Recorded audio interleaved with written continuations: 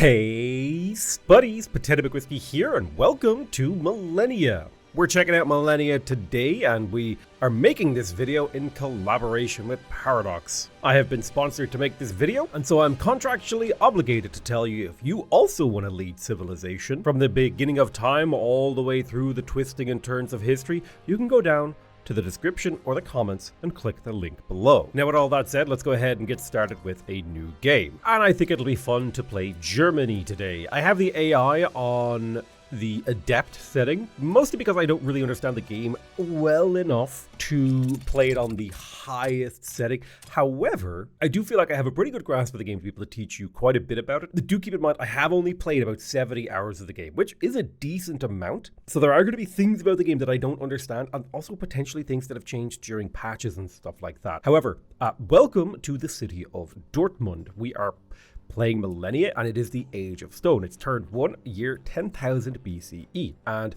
Millennia is a sort of 4x strategy game, which basically means it's, if you know what civilization is, you have a vague idea of what Millennia is. But Millennia does a lot of really unique and interesting things that we'll talk about once we get there. Now, the very first thing we're going to do is we're going to take our little warriors here. You can see here we have this this warband unit that has a bunch of stats, which will, be worth talking about once we actually get into the gameplay. We have this little warband that we can kind of explore the world with, and that's exactly what you want to do with your initial starting warbands. You want to go on an exploring bonanza. One of the very first things we're going to have to do is to choose a technology, and technology works in a really interesting way in Millennia. In order to research the Age of Bronze, we need to research 3 technologies from the Age of Stone, and then we'll be able to advance to the Age of Bronze. I'm a big fan of starting with scouting, so I'm going to go ahead and research scouting, because that will allow me to build watchtowers, a lookout, which will give me exploration XP, make my capital more defended,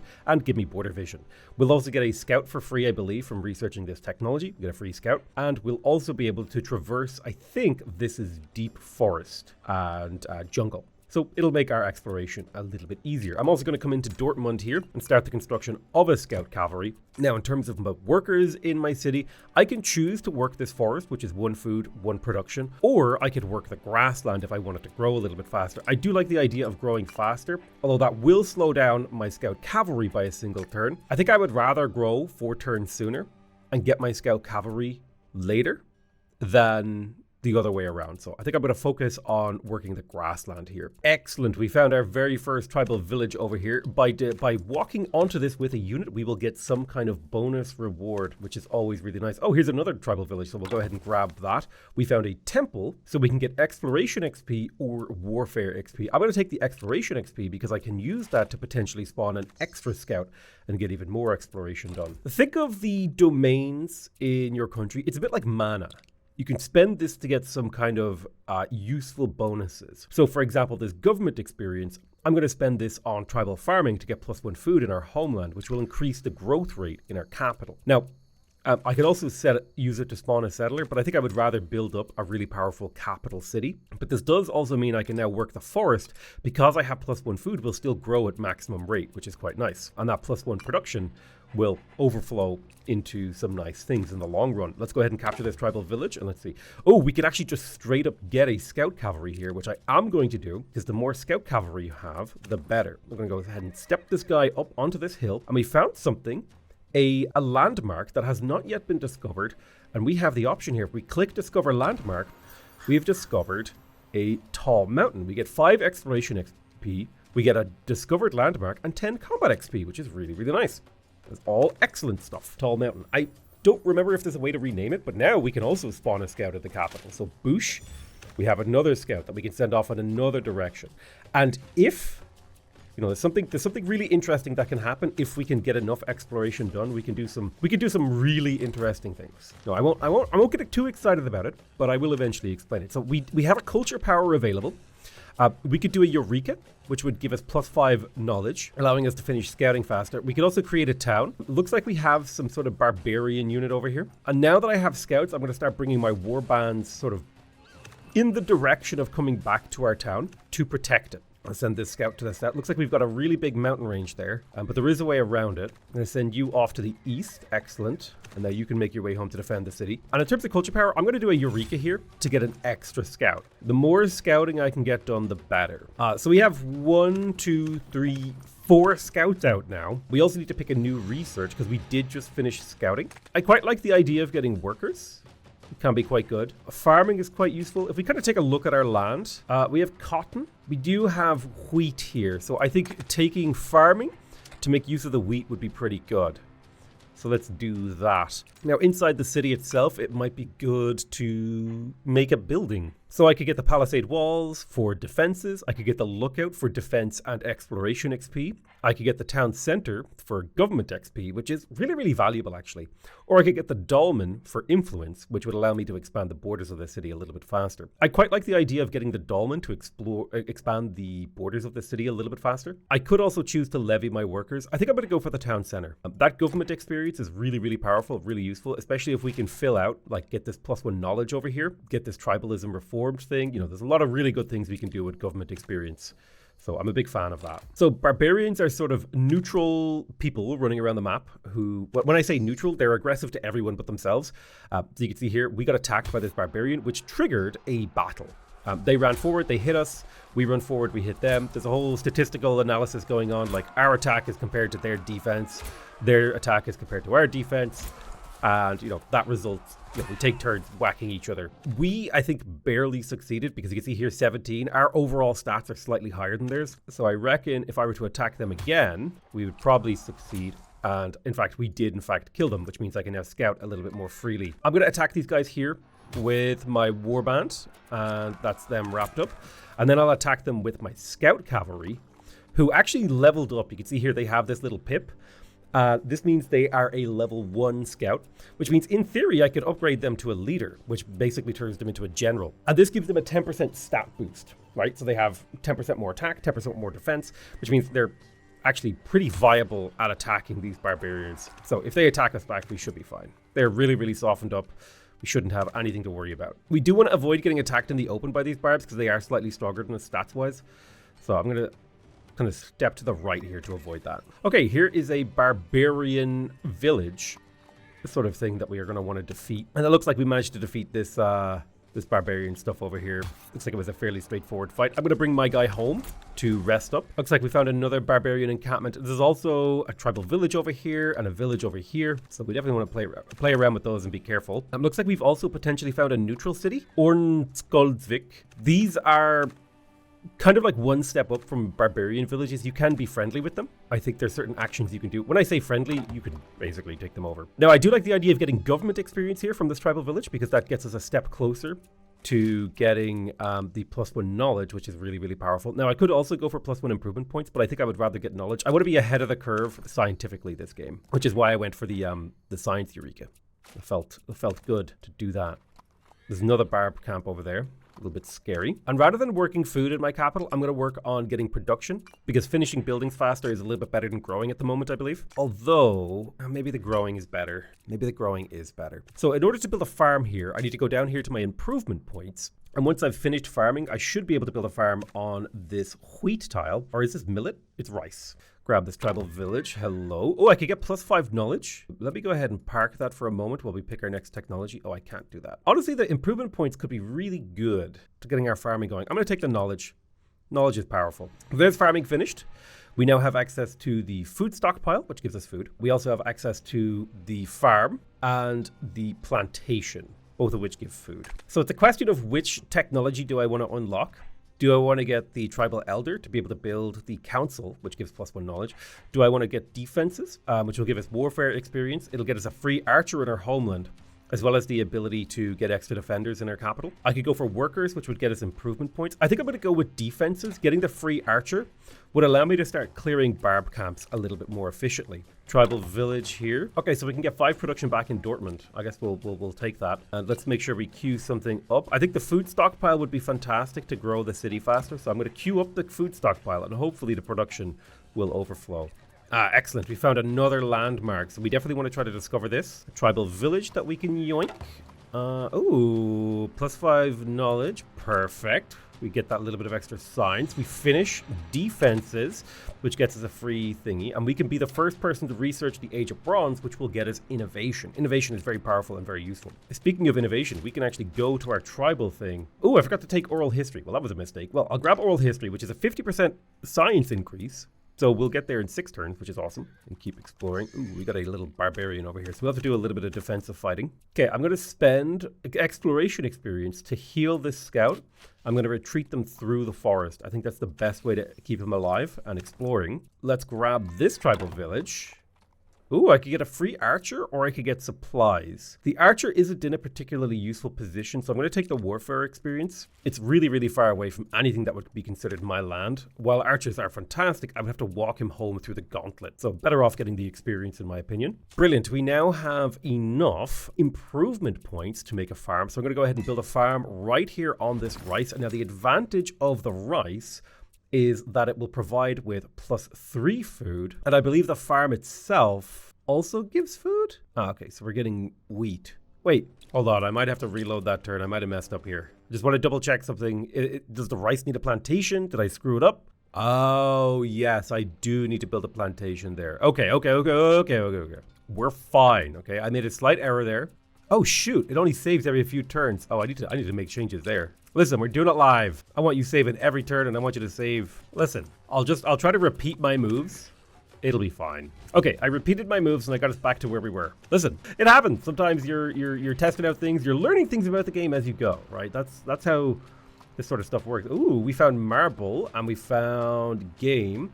What I really want to find is more of these, because I want to discover. So we're going to discover Mount Everest. Right, we get exploration XP, a discovered landmark. We need to find one more landmark. That would be perfect. If we could find another landmark, I would be extremely happy. I also have a culture power. I could Eureka to finish this era.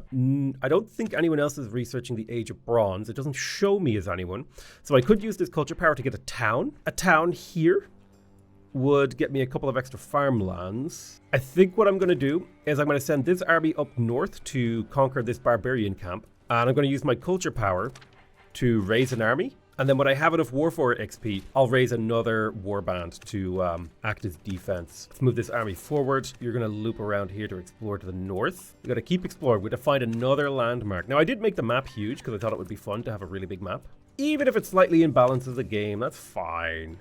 I just thought it would be fun. So we did finish the food stockpile in here, which means we can kind of get away with working less food, so to speak, meaning we'll get more production, and the more production we get, the better. I think I would like the dolmen to expand the borders faster, so I'm going to go ahead and grab that. If I go, there's an influence button here somewhere, right?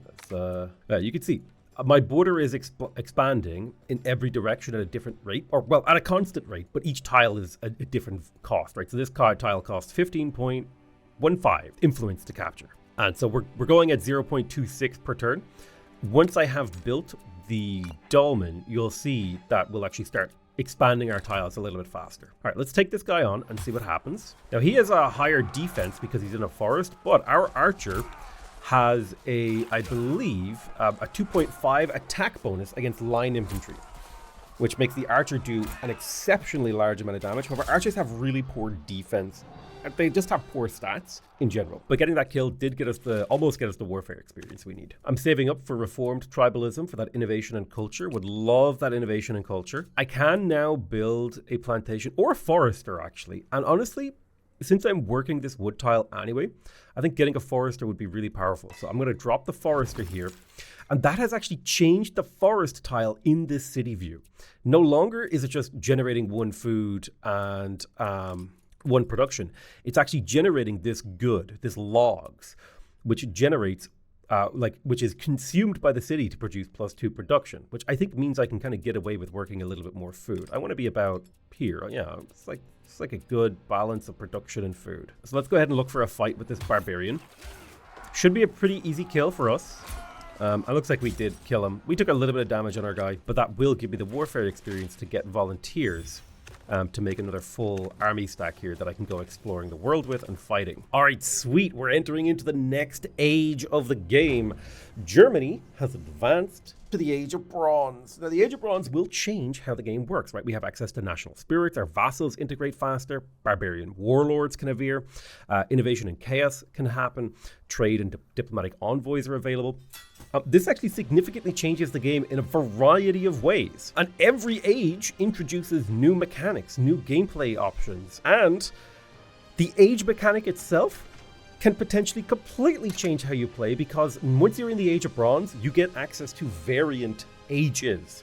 So we could go to the Age of Blood if we're in a particularly warfare-oriented game. We can go to the Age of Heroes if we've discovered 3 landmarks, which is why I got so many scouts in the hope that I could find 3 landmarks. Or the default option is the Age of Iron. So there's a lot of really, really cool stuff that we can do here. I think there is part of me that would like to go back and research councils, but there's also some really cool stuff that we can research here right now. So for example here, we could get a weaver, which will convert cotton into cloth, which generates a lot of money. Or get vats, which converts rice into wine. We could also build the temple, which gives culture and knowledge, which feels kind of appropriate for our build. I do think that mining, getting the pioneer, is one of the most powerful things you can do in the game. So I'm going to go for mining here. Although actually, I also believe that envoys are really powerful. So I think I'll go for officials first. I think that kind of suits me really well. Excellent, we found tribal villages. And when you enter into a new era, tribal villages are worth more. It's a really, really cool part of the game. Is like anything you didn't pick up in the first era, it becomes more valuable. You can see here, now we can get engineering, we can get exploration. I'm going to take the engineering points, because you can do public improvements. You could just gain improvement points. You could spawn pioneers. Pioneers are really, really powerful because they let you work tiles outside of your city. Really, really powerful. So when it comes to our tribal government, I think what we want is this reformed tribalism. So I'm going to hold off on my government XP, but we also get access to an age 2 domain. Now there's multiple domains in every era, but we can do some pretty interesting things. So for example, I think the last time I played, I went for Olympians. We could go for mound builders. So mound builders are very much so focused on building really big cities. The God King dynasty is very much focused around building pyramids and working with stone. Warriors are very much so focused on the defensive combat, whereas raiders are more focused on offensive map spanning battles. Wild hunters are particularly good at actually just straight up hunting and making a hunting economy. Seafarers are really good for coastal economies. Naturalists are really good at working on tiles that are not improved, so they get bonuses like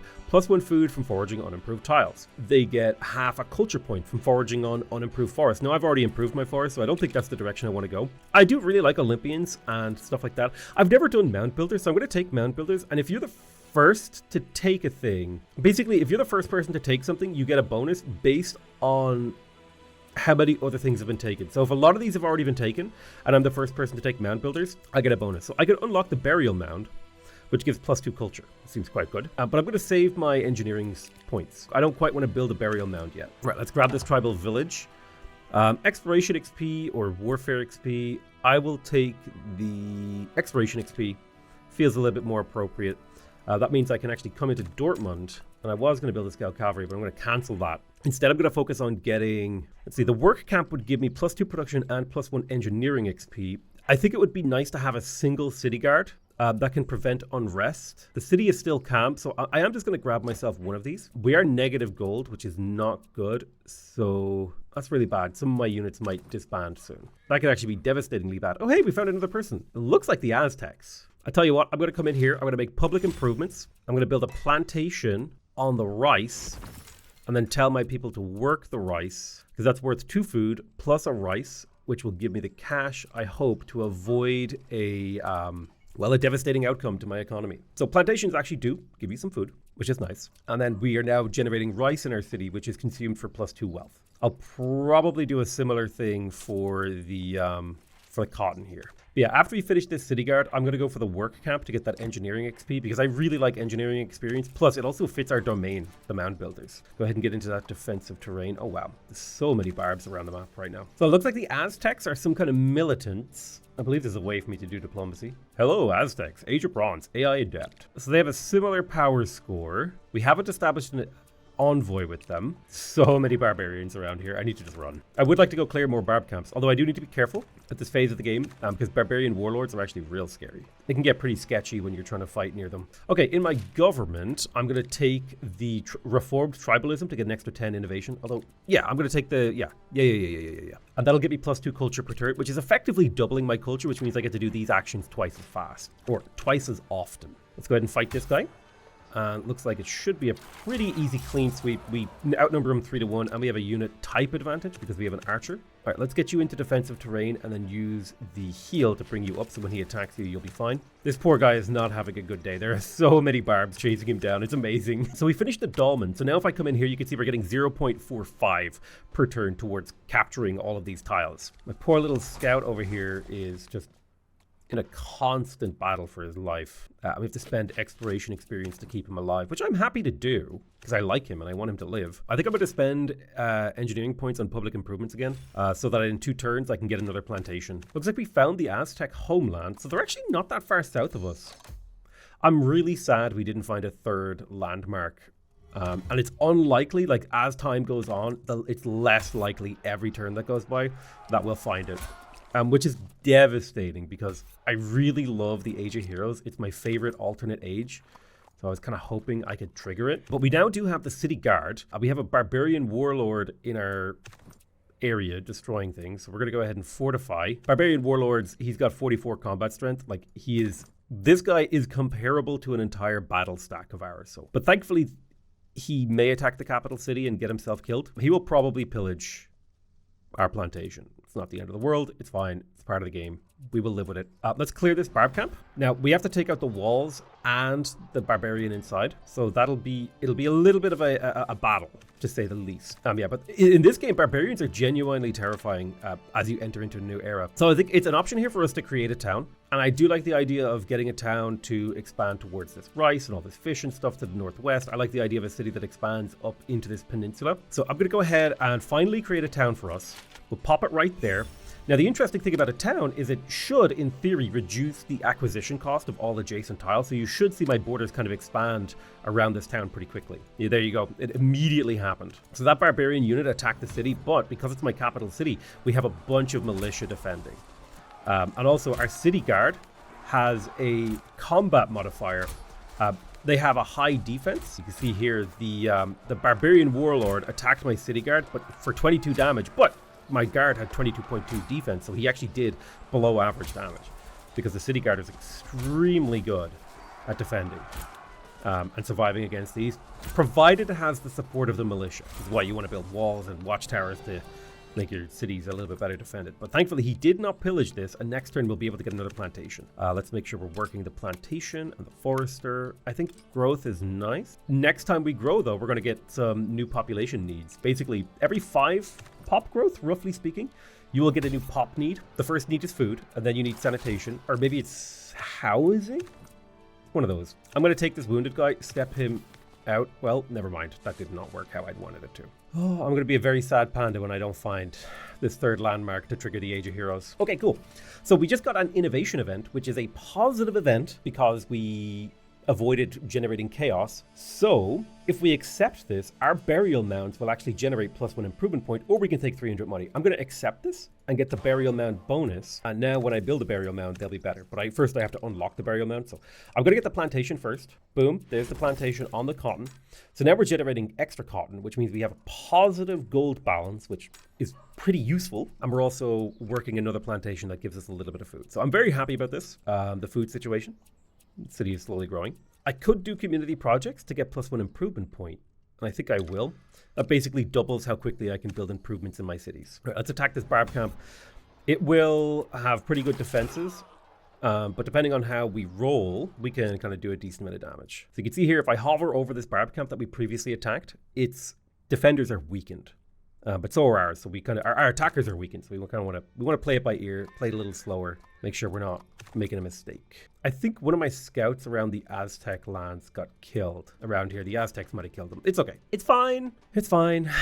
No Age of Heroes for me. All right, let's attack this again, because if my archer prioritizes attacking this barbarian defender, it shouldn't be so hard to get the kill. So let's go ahead and fast forward. Perfect. So now we just need to take out those walls. I had oh, maybe some of my scouts got disbanded or something. I had a scout over here. That sucks. Yeah, I'm down to 2 scouts, which does not feel good considering how many I had. Well, that's a really awkward tribal village that I can't get to. Barbarian archer. Okay. If I had known that that was a barbarian archer, I would have attacked him myself and not let him get the drop on us. We do have an envoy. I'm going to send this envoy to love you because envoys have a special ability to vassalize these cities. So we'll do that. All right, let's go ahead and clear this barb camp. The defenders are dead, so we just need to take down the walls, and then that's a wrap. Ayo. I could get some innovation or some wealth. I like innovation. Innovation is fun. It's a really interesting ability to get like these weird permanent bonuses. Okay, so we finished officials. We now have access to the market, which gives import slots and diplomacy. We can bribe to disband barbarians or rebels. We can claim territory with exploration XP. We could use wealth to rush culture, and we got a free envoy. So officials is nice to get that free envoy. I do like mining because you get the free pioneer. I'm gonna backfill for elders now to get the extra science. Oh yeah, look at that border expansion, and that was tasty. The capital just expanded its borders, and so now it will continue to expand into some of these nearby places, which means when we go to the actual city screen, you can see we have a lot more grassland that we can justify working. I'm gonna get a volunteer warband and send it down to reinforce this stack over here. I will spend some time healing on them though. Clear this tribal village. Ooh, government experience could be quite useful. I think I'll take the government experience because it will allow us to create a settler, and we can make a vassal city, like a fishing city over here or something. We could do some interesting things with it, but I'm not quite ready to spawn a settler, I don't think. All right, I'm going to use this scout. This scout has leveled up so much. It would have been such a good hero. Please be a landmark up here to the north. If I find that landmark, you have no idea how game-changing it is if I find that landmark. All right, let's just keep this envoy safe while we go capture this. Oh, well, that's terrifying. 2 barbarians run away. Oh, well, that's even more terrifying. Let's see. I can pay 5 exploration experience to teleport this guy to my capital city, and I think that is cheaper than losing him. So I'm going to teleport him home and heal him up and then send him back out. So we did get tribal elders, which will give us access to the council building, which is +1 knowledge, and I am going to build that next. I think I'm going to take up... I need discipline. I'm having trouble killing things, so I'm going to upgrade to spears. What was I going to do? Okay, I'm going to unlock burial mounds next. Okay, move the envoy to here. Oh, wait. No, sorry. Did I mix this up? Okay, no, he has to have not moved. So we'll wait 1 turn, and then we'll be able to vassalize. I'm gonna live you. Please let there be a landmark to the north here. It would be such a huge W. Okay, we're gonna vassalize this city. So now this is our vassal.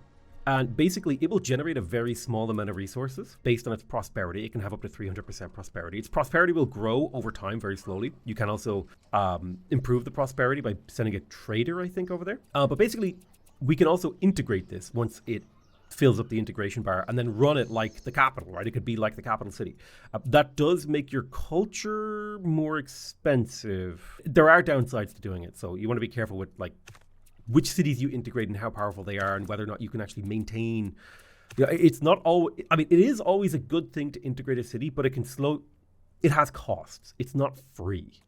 Right, there are downsides to integrating cities. So sometimes it's good to just have vassals because this thing just generates me a little bit of free resources slowly over time. Now, speaking of culture, I could do cutting edge and gain more innovation. I do love innovation events. They're so powerful. I could raise an army to get an archer and a warband. I could Eureka for science. I could also create a town. I think I'm going to hold my culture power for a few turns until this innovation event, or for 2 turns until the innovation event triggers, and then I might do another innovation. So basically, every time you trigger an innovation event, you lose 70% of your innovation per turn. So if I were to use this right now, it wouldn't actually, if I were to get innovation right now this turn, it wouldn't speed up how quickly the next event comes by very much. But if I wait a couple turns, wait for the innovation event to trigger, and then I get the extra innovation, now we're cooking. So we managed to build the work camp, which is fantastic because that's going to give us 2 production and engineering experience. We have a couple more things that we could work on. I am going to take the council because that's +1 knowledge per turn, which is very, very powerful. Knowledge allows you to kind of dictate the game. It's a powerful yield. There are downsides to having a lot of knowledge though. That's the thing I love about this game. It's something I've enjoyed a lot is every decision has like some sort of implied downside that you kind of have to learn. Right, so I think this should be a fairly straightforward win. We've almost taken down the wall, so I'll probably spend another couple turns healing. No landmark, damn it. We do have the Aztecs. They've got 2 warbands and a leader. Now, I don't remember what our diplomatic status is. How do you feel about open borders? We'll see what their response is. So I think we're just waiting for the innovation event to trigger. So we can get bonus yields from limestone and marble, or we can get money. I'm gonna take the money. So they rejected my open borders. What is this? It's a seasoned barbarian. So my hope is that if I move one tile to the right, they'll move one tile up and get attacked by the barbarians, and then I can clear this next turn without any risk of losing troops. So this guy's in an awkward spot. I think I'm just going to teleport him home as well, and then I can actually send him somewhere useful. Okay, so we got our innovation event, so I'm going to do another cutting edge to get more innovation. Perfect. Okay, things didn't work out the way that I wanted here, but I can take a turn or two here to heal before these guys will be adjacent to steal this, which is, as far as I'm concerned, as good as the previous outcome that I was hoping for. So if we take a look at Dortmund, we're at 5 population now.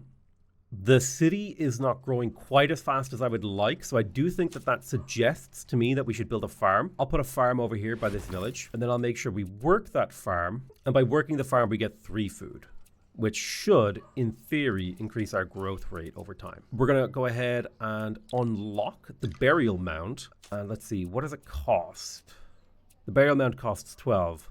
So I should be able to get one next turn. Looks like Tlacopan just became a de jure city inside the Aztec Empire. Kind of interesting. The Aztecs are researching the Age of Iron, which frustrates me because I really wanted that Age of Awesomeness, the Age of Heroes. I was really hoping for it. Things just didn't work out that way. We did get the council. I think I'm going to build the lookout to get the exploration experience per turn. And I'm going to spawn a settler in Dortmund to send out east, because there's like some decent land over here that I could grab. So now you can see my capital is continuing to expand its borders. We will need more influence to get these tiles in a more reasonable time span. But you can see the cost of this water tile is a lot cheaper than the cost of this water tile because it's adjacent to the town, the sub-town. All right, perfect. We can upgrade our warriors to spearmen. So I'm gonna upgrade my warriors to spears, and you can see the base stats of the spearman is 1116, whereas the base stats of the warband was 710. So quite a bit stronger comparatively, and now we should be able to clear this basically with ease. It should be, we barely take damage, we completely obliterate them, and then we can get the rewards. So I'm thinking 10 knowledge is like a pretty good boost. We did finish discipline, which is fantastic. I could one turn community. Sure, let's one turn community, and then maybe I can fight with a culture power to be the person who researches the Age of Iron. That'd be kind of nice if I could snipe that from the Aztecs. Right, you go ahead and explore there. Also, they have another city here. Should be able to kill this seasoned barbarian without any issues. Yeah, we took a little bit of damage, but nothing scary. Our settler is over here. I'm gonna play it a little bit safe with the settler and try to keep them behind this warband. That's gonna kind of screen for them. My scout should be able to fight this really well. I could rush this culture thing. We did just finish community, so we have access to the crane. We have access to the saw pit, which allows us to turn 3 logs into 3 lumber, basically doubling the output of our lumber. We also have the kiln, which allows us to turn clay into bricks, and the mill, which allows us to turn 2 wheat or rice into flour. Actually, the mill would be amazing for us right now. So let's start researching the Age of Iron. I'm going to rush the culture, do a Eureka, boosh, and hopefully we can fight for the person who gets to advance the age. How do you do in this fight? Honestly, you did kind of okay. Not as good as I would hope, but like you did okay. The great thing is we're going to get to explore the Aztec stuff. So the Aztecs are a little bit disturbed by my scout by their border, which is annoying because it is literally just a scout. I'm not trying to be confrontational. This is a scout by your border, bro. It's just a little scout. You know what I'm saying? Why do you have to be mad? The good news is we can now put 4 units into a single stack, so we can make these quite a bit more powerful if we want. Let's rush the lookout to finish it instantly. The meeting hall is pretty good. I could also get a chariot to support my units. I do like the idea of getting a chariot to support my units. Yeah, I'm gonna build a couple chariots to send out to join these army stacks. Although maybe it would be better if I just built archers. They're cheaper. Yeah, I'm just going to build a couple archers. They're a little bit cheaper. They do the job. Okay, so the Aztec Empire has declared hostilities with us, so now we can fight in neutral territory. We also met Russia. Now they're militant. They're a little bit aggressive. Let's go ahead and upgrade our units to spears, and then we'll clear this. Barbarian archer. Ooh, yeah, barbarian archers are scary against line units. I think I want to settle right there if I can next turn. I wonder how my unit will do in defensive terrain here. We'll see. In defensive terrain, I am healing, took a bit of damage. Go ahead and retreat to keep yourself nice and safe. All right, let's settle this city right here. Boosh, there's Stuttgart, and it'll also generate a very small amount of resources for me, which is fantastic. I want to build a burial mound, and I also want to build a mill. So So I'm going to put a mill right here between these farms. And so now I'm turning this rice and wheat into flour, which means my city is now growing at maximum capacity, which is fantastic, which means it's much easier for me to justify working other things. So the city will hit 6 pop in 4 turns. Definitely will try to build a burial mound soon. Okay, so our capital has built the 2 archers that we required. I'm going to start it on a meeting hall because I have no diplomacy experience at the moment. So getting that little bit of diplomacy experience would be nice. I could annex these cities. I don't think that's the right thing to do right now. I'm just chilling. We're learning. We're figuring it out. So unfortunately, I think the Aztec were able to push us through to the Age of Iron. So mine improvements are cheaper during the Age of Iron. Population grows faster, and we got new governments unlocked. We were literally about to advance. We were 1 turn behind them. So just a few small decision changes, like having an extra landmark to discover, would have been nice. Yeah, so I feel like we got a pretty good army stack here. I don't know where to send them. All right, perfect. We're in the Age of Iron, so we have now access to the arts domain.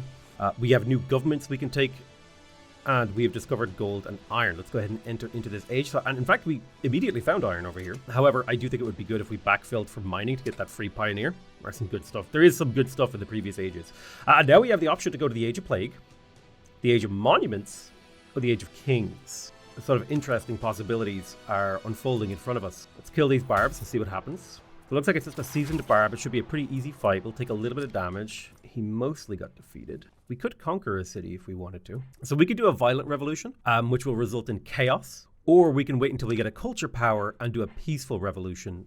And you know what? I kind of feel like I'm doing like a high innovation build, so I'm going to avoid that. I could spawn a pioneer if I wanted to. Is there a good spot for a pioneer? That's the real question. Like, you generally want to put pioneers down next to like really good improvements, like this iron here, for example. I could also get that rice. There's some potential here. So now that we have 6 population in Dortmund, it actually requires housing. If we don't have housing need fulfilled, our people will, the city will grow slower, right? Because the needs won't be as fulfilled. So basically for every pop over 5, we need 1 housing to keep them happy. But if we have 2 housing, the population will grow faster. So if I show here, there's, dwellings, right? So dwellings give +5 housing. So if we build a dwelling now, we're basically good for a little while. I would like to build a dwelling to get the city to grow faster. So that's what I'm going to do. The city should grow quite a bit faster. I'm going to upgrade my archer to a crossbow using warfare experience.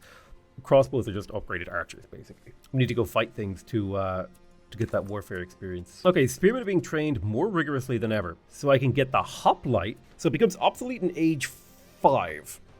This is a 24 attack, 34 defense, 50 health, 50 morale. That sounds insane. The Aztec Empire has threatened us. Bro, I have hoplites. There's nothing you can do to me. That's insane. Holy crap. We need to get the production up in this city. We've got the growth up to a decent level. Now we need to start getting other things up. So we've got a worker working a unimproved tile. We're about to get mining. I could rush this culture, but I also need to be careful about my cash flow. Let's kill you. Should be an easy kill. Very straightforward. Very nice. Okay, so now we've got a whole bunch of new stuff we can build. We can build stores. This gives domestic export slots. We can build cranes, civic monuments. We can build a watch. Gives unrest suppression. I think we were already suppressing unrest in here with the garrison troops. So the granary would be a massive increase in our food. The monument would increase our influence. The plaza would give us arts. The market would give us diplomacy experience. I'm thinking I'm going to grab the crane because this is going to give us improvement points. Our population is growing really fast, which means we're going to need more improvement points. And if we can get those improvement points, we'll be able to massively increase our capabilities. So I'm going to do something interesting. I'm going to upgrade this scout cavalry to a leader, and then I'm going to immediately retire him for bonus experience. It's a very small amount of warfare experience, but it basically allows me to use the scout for something actually useful, which I was not going to be able to do. So I have a slight positive net warfare experience thing here. I can get some more crossbows. I'm going to upgrade a full stack to crossbows here, and then we'll see if we can take on this barb camp. Oh yeah, look at that damage, man. That's crazy. Easy clap. No cap on a stack. I could get 15 science. I'm going to grab that 15 science. That seems powerful. I'm going to rush my culture power and then do a peaceful revolution. Boom, peaceful revolution. Now we can become an Imperial dynasty, which is, I think, focused on building up a single city, which is kind of how we're playing right now. And then the kingdom is quite good at doing vassal stuff. I believe they're good at expanding. So I think I'm going to go for the Imperial dynasty here. I'm going to take that. We now get the ability to construct a palace, which is, you're only allowed to have 1 palace per nation. which spawns a palace, which has unrest, government XP, and influence. And we can also have up to 200 experience per domain in, what you call it? Ooh, I like the idea of getting +1 food on farms. I'm gonna take that. Ooh, also I really want that production mandate. +1 production on the palace for every 2 population in the region. That seems really powerful for our capital, especially since we went mound builders, because we're kind of verticalizing our economy here. Now, where do I build these burial mounds? Okay, so they have to be on grassland. Well, I'll put one right here. And I would like my city to work one, because they do give culture, and culture powers are great for this. Also, you should be getting adjacency bonuses for being, having stuff next to it. Awesome. And so now we have the burial mound, which is giving us a huge boost to culture, speeding up our culture by 50%. We also finished mining.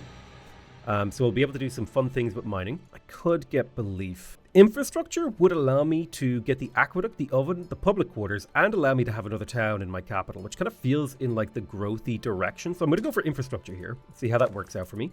I'm going to heal you guys, and I will also upgrade one of you to a crossbow. So this envoy, I want to find somewhere I can place a fort that is actually really advantageous for my city. Let's have a look. I like the idea of a trading post over here.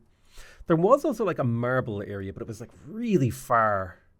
Where did I see that marble? Marble was all the way down here. I'm just going to go to the safe direction and grab this iron and this rice. There's a couple of barbarian archers here. I need to be the one who attacks so that my units get to attack first. That way they won't get a chance to kill my spearmen, because if both of those barbarian archers had gotten a chance to attack, it would have been bad for me. Real bad. Sometimes you got to be on the offensive to be defensive. So I can build a palace right now, but I'm not going to build a palace until I have production mandate. That feels important. Okay, so we're going to construct a outpost, and this will build a road from my city, but also allow me to now gather these with trading posts. Now, gathering things with trading posts is inefficient from a improvement points like cost, but I can also, I believe, and once I have infrastructure, I can actually absorb this into the town, so that's fine. Basically allows me to kind of extend the borders of my capital a little bit in a kind of interesting way. Okay, so Imperial dynasty, I'm going to take the production mandate, and then I'm going to loop back for the palace, because that production mandate should get me 3 production per turn right now, but then 4 once I grow another city. And this thing is growing fast. We finished the crane in the capital, which will allow us to build faster. I do think the encampment is going to give us the passive warfare experience that we need in order to upgrade our units. So I'm going to go ahead and maybe grab that. It's quite expensive though, 48 production. I think I'll grab the market first because of the import slot and the diplomacy experience. Let's grab this kill now as well. You get warfare experience for fighting. So it is a good idea to like fight with your units. If you have units, you should be out using them to generate resources, right? Because they're costing me money every turn. So I want to get something back from having them. It is nice to take +3 sanitation on our burial mounds. I could also region level increase, but I really want food rationing. I'm going to take the sanitation on burial mounds because that will give us an advantage in growth. It allows us to get more from the burial mound. We don't need sanitation right now. However, I believe once we get to 11 population, we will need to start caring about sanitation. Because I think if you don't do sanitation, you can actually enter into the age of plague, which is, well, it's not great. Let's just put it that way. Being in the age of plagues is not an ideal state of affairs for your empire. I could also upgrade this spearman to a leader 2, or even this crossbow up to a leader 3. I think I'd like to just keep them as they are, because I don't have a whole lot of warfare experience generation. And eventually I would have to retire that unit and replace it with production. I don't have a huge amount of production. I need to be quite efficient with my stuff. I'm thinking of building another burial mound because honestly they seem really damn good, particularly for the culture. So let's do a burial mound right here. Perfect. And we're practically doubling our cultural output there, plus extra improvement points. The city continues to grow. We need more improvement points to keep these workers working. I do think it's a reasonable choice. Also, culture events are like super powerful, so the faster you get them, the better. All right, let's clear this barb camp. We have 2 crossbows, so it should be a very, we should barely take damage. So we can get culture or we can get cash. I think I'm going to take the cash right now, because that was 2 turns of culture or like negative however many turns of gold. And while I'm negative gold, I want to have a nice buffer. You know what I'm saying? We do have another pop of the capital. If I'm going to absorb this outpost into Dortmund, I think it would be good to start building another farm. So I'm going to go ahead here and pop a farm there. That'll get me another copy of wheat, which will allow me to continue to grow the city a little bit faster. I also need to get another housing thing to keep my people growing faster. But then once I get this rice, I can get another mill to make even more flour. I'll spend the 10 gold to rush the culture power. So can I absorb this outpost into the capital? I can. So we absorbed Magdeburg. And so now this will be cheaper for me to actually improve these things, which is perfect. So I'll get another farm on here, and then I'll grab myself another mill, and it'll all start to kind of come together. I'm also going to construct the palace in Dortmund. Boom. So now when I pop in here, here's the palace, giving us unrest, government experience, and influence. So all fantastic things. The borders should expand slightly faster. It's all just fantastic. It's all just brilliant when you get it all. You know, there's just something really satisfying about this game, man. When you start getting it all coming together, and it's just, yeah. A lot of people were don't interpret this as like a review comment, but like, the game is fun. If you like the 4X game, I like 4X games, and I'm enjoying it. So we do now have access to the oven, so we can turn flour into bread. So we could actually just get insane amounts of food right now. Public quarters. I think that's an upgrade or a side grade. I'm going to switch back here. I'm going to grab workers because it's a single turn tech and it'll get me 8 improvement points. I need to get my science up, which will probably come in the form of saving up government experience to get the knowledge mandate, which will give me +1 knowledge for every 5 population in the region. That'll be ideal. We finished the market in here, so now we can theoretically import. I'm going to just import trade goods. That's going to hurt our gold per turn, but it will get us +1 culture, and we can figure out gold later. We do have 2 cotton, so if we could convert that cotton into cloth, you know, we'd start looking a little bit better. The arts experience would be really nice to start generating too, so I'm going to grab myself a plaza. All right, we got a nice border pop here. We got a couple of extra forests. I would like to improve 2 more lumber mills and then build a I would like to improve 2 more foresters and then build a lumber mill to turn that lumber into planks.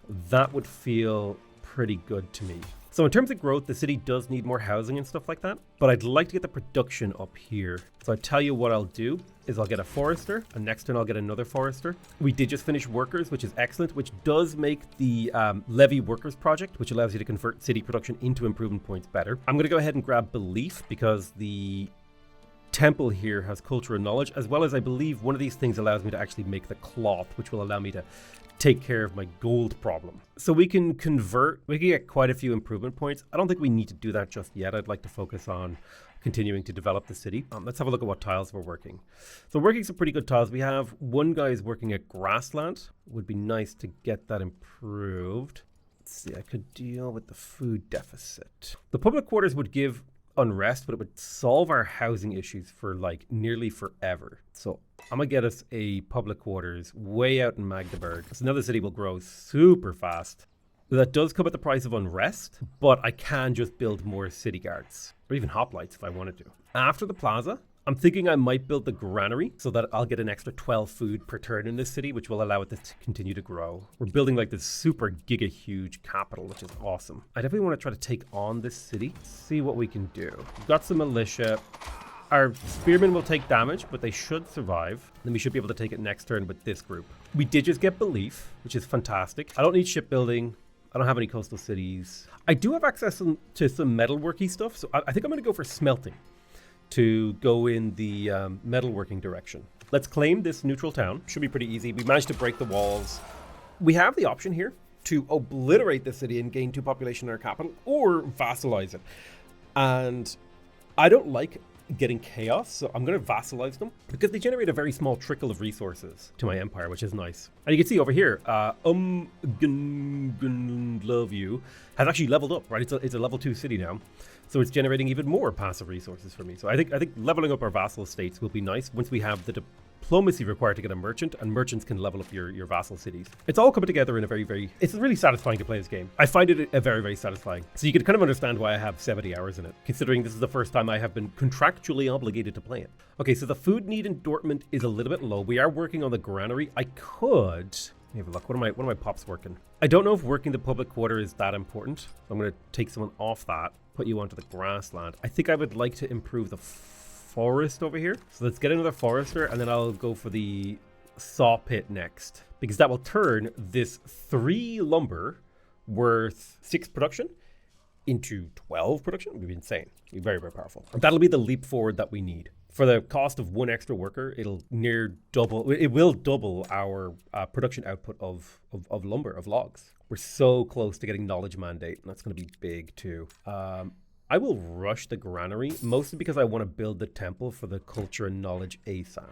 We could make our way over to Yokohama. We're probably going to want to recruit more units.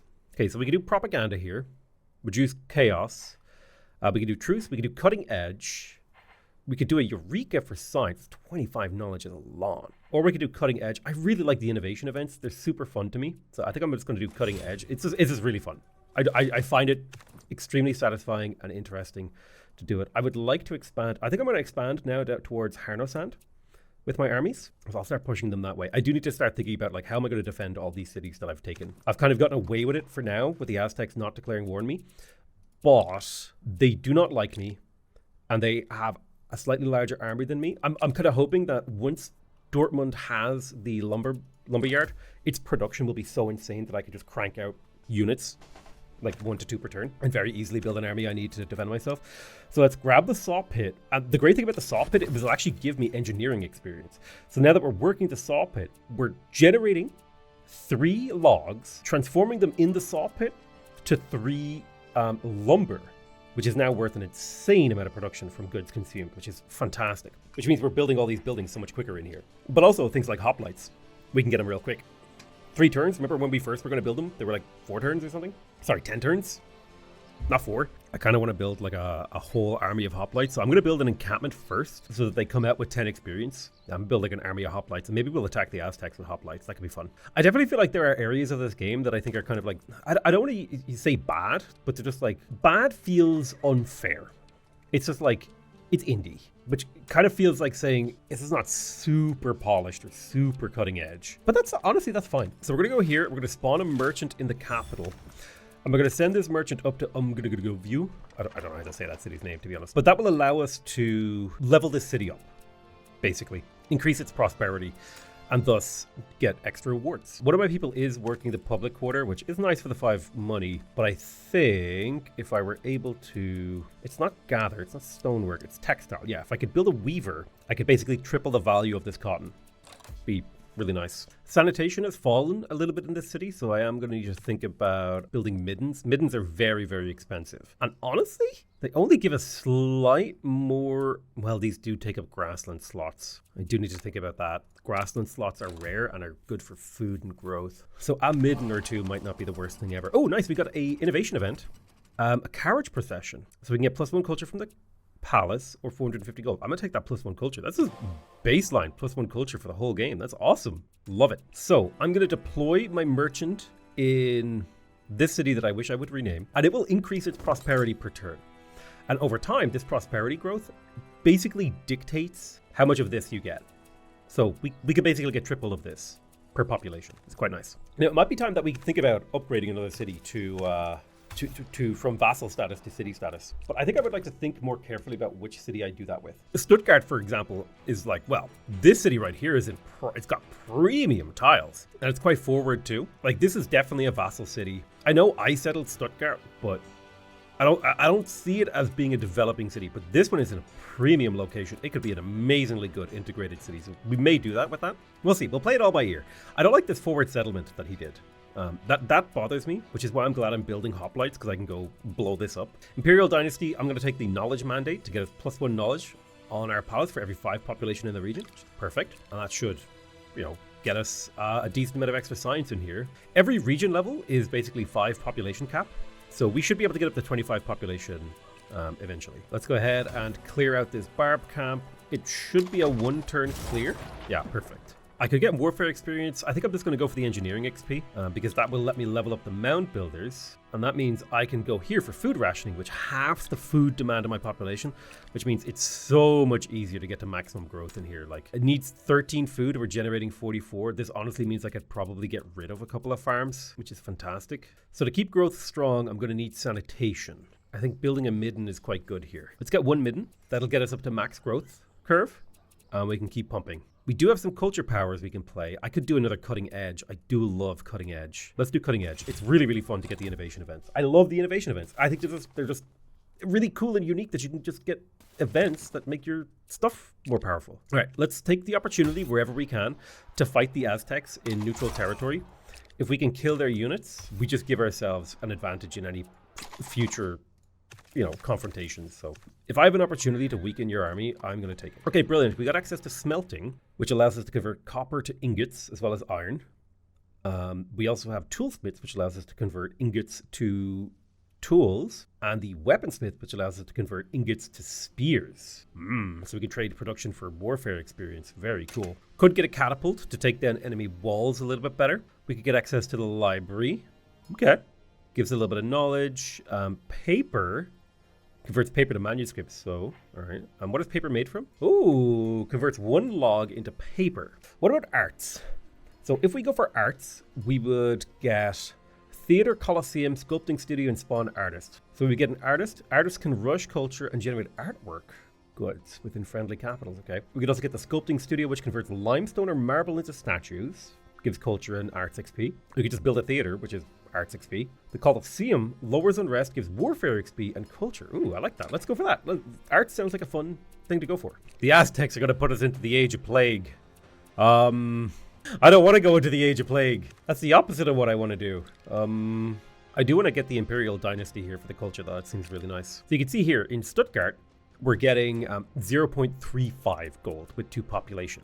Because we've started to increase the prosperity, we're getting 0.63. So we're going to start getting more and more from this thanks to this trader. It takes about 20 turns, I think, to get it to the maximum. 20 or 40 turns. One of the two.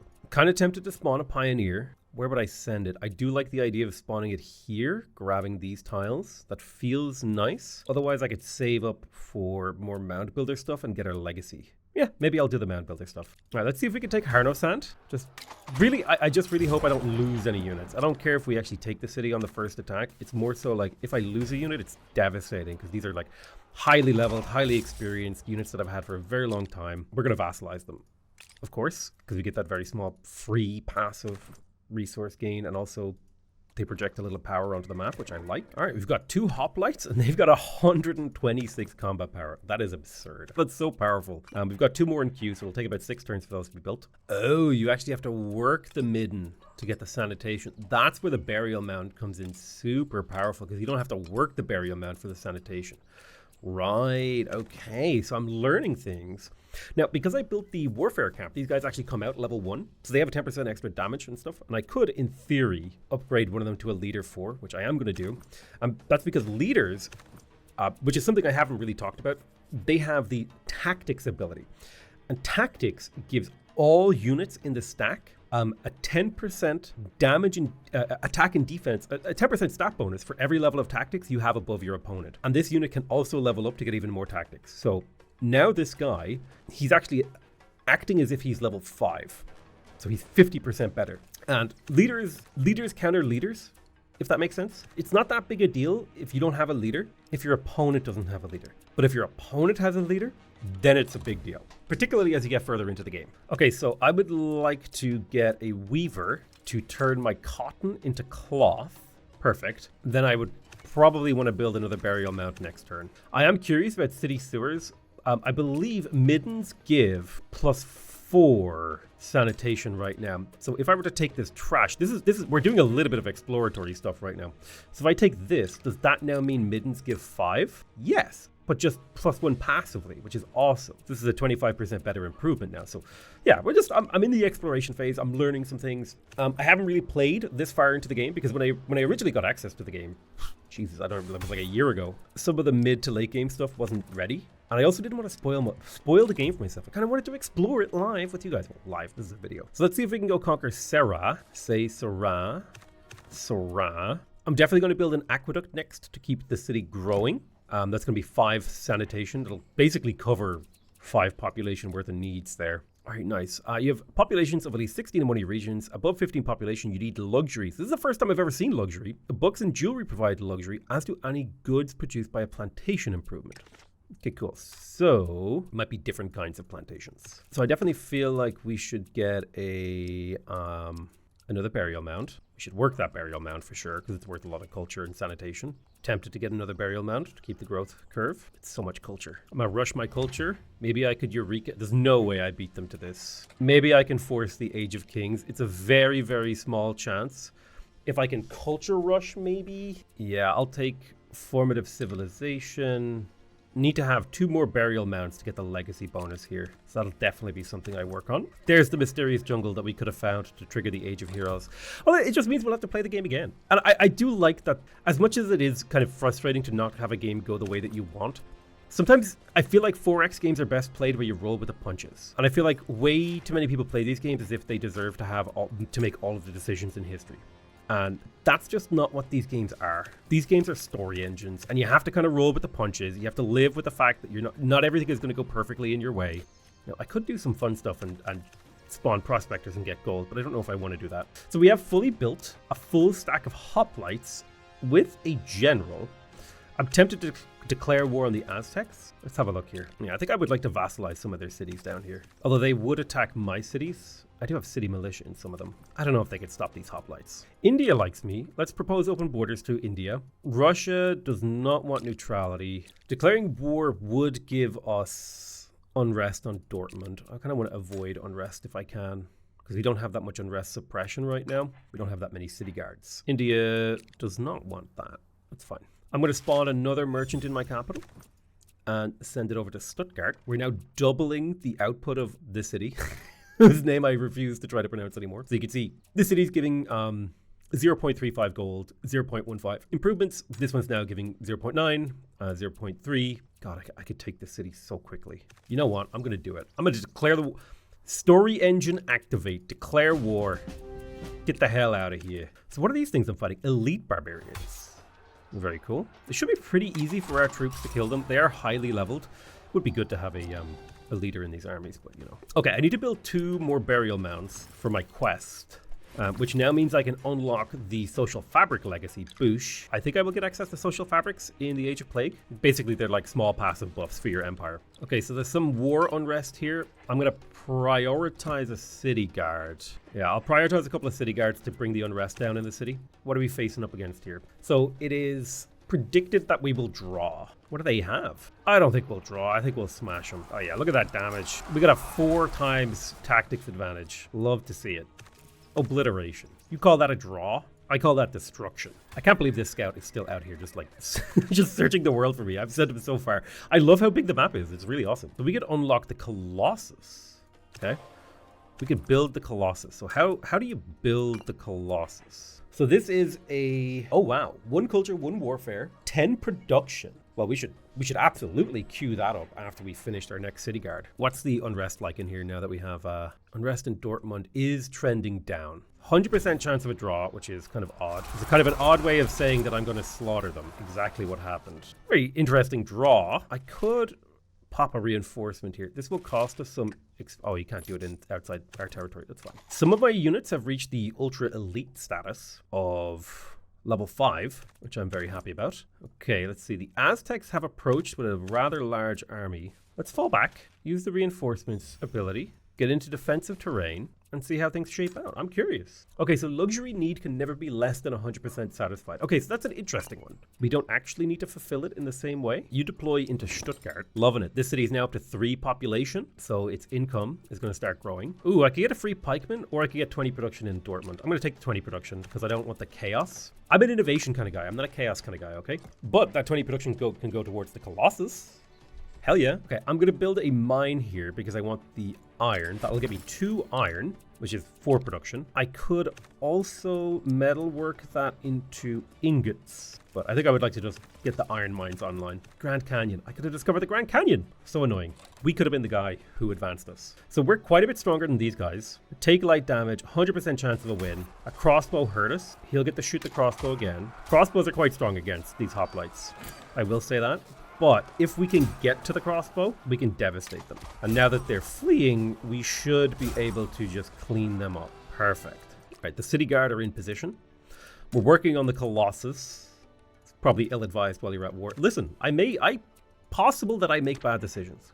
We could raise an army of spearmen and crossbow. Not that I care. I could Eureka. Oh, not quite able to get us to the Age of Iron. I'm very sad about that. Fine, I'll research horses. Can you tell I'm annoyed about that? All right, let's clear this out. We'll kill this barb, and we'll also get to explore this. Ooh, a free crossbow. I'll take the warfare experience. Imperial dynasty. I'm waiting to reform my government. Perfect. I reinforced these guys again. That does cut into their unit XP, but really I just need them to really efficiently kill all this stuff. The population in your regions has been reduced due to a sudden outbreak of plague. Welcome to the age of plagues. Damn you, Spain and Aztecs. Reducing all populations to... So you lose a third of your population. Outbreaks, disable improvements, and reduce population have not stopped. A plague doctor unit spawns in your homeland. Cleanse outbreaks with plague doctors or improvement points. Generates culture per religious population by founding or joining a religion. Found or join a religion with the found religion culture power or adopt religion arts domain. And you get new national spirits. Oh boy. That's frustrating. All that research that I put into that other era is just gone now. Well, let's enter into the Age of Plague properly. It'll take us 8 turns to get there. Is that plague that I see? Cleanse the outbreak. Okay, outbreak has been cleansed. I'm going to assume I don't have to care about outbreaks in my other cities. We can't let them get close to our city, so we'll just wipe them out. All right, we're taking out the Aztec units. They got like an old leader here. Couple crappy spearmen. I think our units are pretty good against those.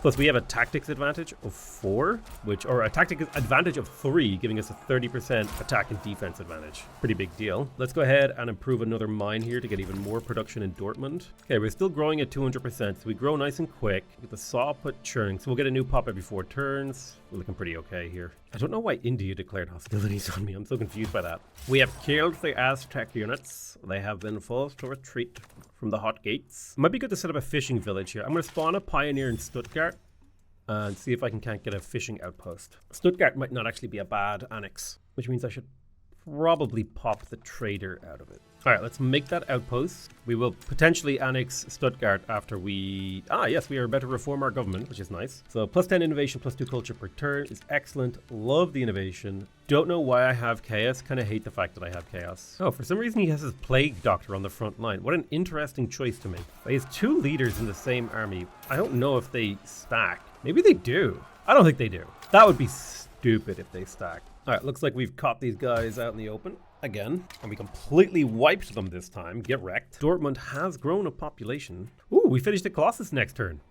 Hey, culture, warfare, production. You love to see it. And let's blast Sarah. Although these might be higher level militia than I'm used to. We'll see if we can make it work. Looks like we might be able to blast our way through. There we go. Right, we captured Sarah. I am going to vassalize them. I like this tiny little trickle of resources. I'm a big fan. We do have a culture power now. We could do a Eureka. Yeah, I think I'll Eureka to try to get to this next age faster. I'm a little behind scientifically, and I don't like being behind scientifically. Oh, plague. We got an outbreak at the Weaver. Get rid of that outbreak. Yes. I don't want plagues in my cities. Let's pull back to heal for a turn or 2 before we go fight the Aztecs again. I have nothing to spend these improvement points on, which is probably the thing that tells me I should expand my city. Good news though, Dortmund has in fact, actually something else I can do is if I go to engineering, I can expand my towns. Like I can expand Bad Ems to a level 2 town, and level 2 towns can be specialized, right? Like if I make it a farming town, it'll generate food. If I make it just a regular town, it'll just do this. But I can make it a mining town, for example. No change to production. I can make it a lumber town. No change. Farming town seems most appropriate, right? You get a small boost of food. Seems okay. It's kind of a cool thing. And it also, a leveled up town means you can grow a bigger city. I could build a hunting camp if we wanted to be weird. I don't see a reason to do that. Okay, so finishing the Colossus is fantastic. I either want military or I want experience. I could recruit more hoplites. That'd be fun. Let's do it. Get a second stack of hoplites. Okay, we enter the Age of Plague, so we'll get access to a new national spirit. We also get the ability to make religions once we have a culture power. That'll be fun. So we reveal coffee, sugar, tea, tobacco. We get access to the knight as well as the treasury. We get the religious scribe, which gives luxury. Fishing fleets, which I think is just better. Our outposts can be specialized as a castle. Quite a few new things you can do in this era. I need research. Ooh, holy site. Abbey. Cleanses all outbreaks from a friendly region. Okay. Market cornering. Humors, 50% outbreak chance per population. That'd be nice. Oh, you can cause an outbreak. That is evil. I'm going to go for machines because this unlocks the workshop, which is production. And weirdly, the logging camp. I'm kind of curious about that. Considering I have a decent number of like forestry things. So maybe an upgraded logging camp could be really useful. Oh wow, we found tea over here. Spiff would be delighted. Well, this does kind of make me want to integrate the city. I'll integrate them next turn. We can also choose a new domain. So we've got explorers over here. So this is all about charting the globe. I feel like we've already charted the globe. We've got crusaders, we've got khans, we've got chivalry and theologians. Shogunate, if I remember correctly, is actually a really fun one if you want to transition into a militaristic game after the Age of Heroes. But I do like the idea of going into Crusaders here. We could get the Knight of the Order, which is a really high combat power cavalry unit, strong against ranged units. Lost Faith will reduce heretical religion reduction on town conquest. We could get military headquarters, warfare, religion, knightly units. Ooh, extra attack against religious heretics. Limit 1 per nation. Ooh. Conversion on capital conquest. We could go on a religious war. We could have some fun with that. What about chivalry? Ooh, vassals grow faster. Ooh, I like this. I mean, I really like the idea of chivalry increasing your vassal population growth. I also like the idea of getting peasants and all your vassals. This is like an infantry unit that you can turn into a knight. You also get taverns, which makes mead, food and unrest suppression, and it also makes your castles better. I don't know if I'm going to take chivalry though. I mean, I would get 50 free arts XP. I think I'm really tempted by the Crusaders for 2 reasons. It looks really fun and it lets me play around with the religion mechanics, and it also gives me 50 free combat XP, which is still true of chivalry, but I think I like the idea of going more of a Crusader religious warfare direction. That could be kind of a fun way to play Germany. So I think I'm going to select that. I'm going to wait until I have a culture event to get a religion before we play around with that. So there's still 2 settlements to the north that we could claim with our armies in this area.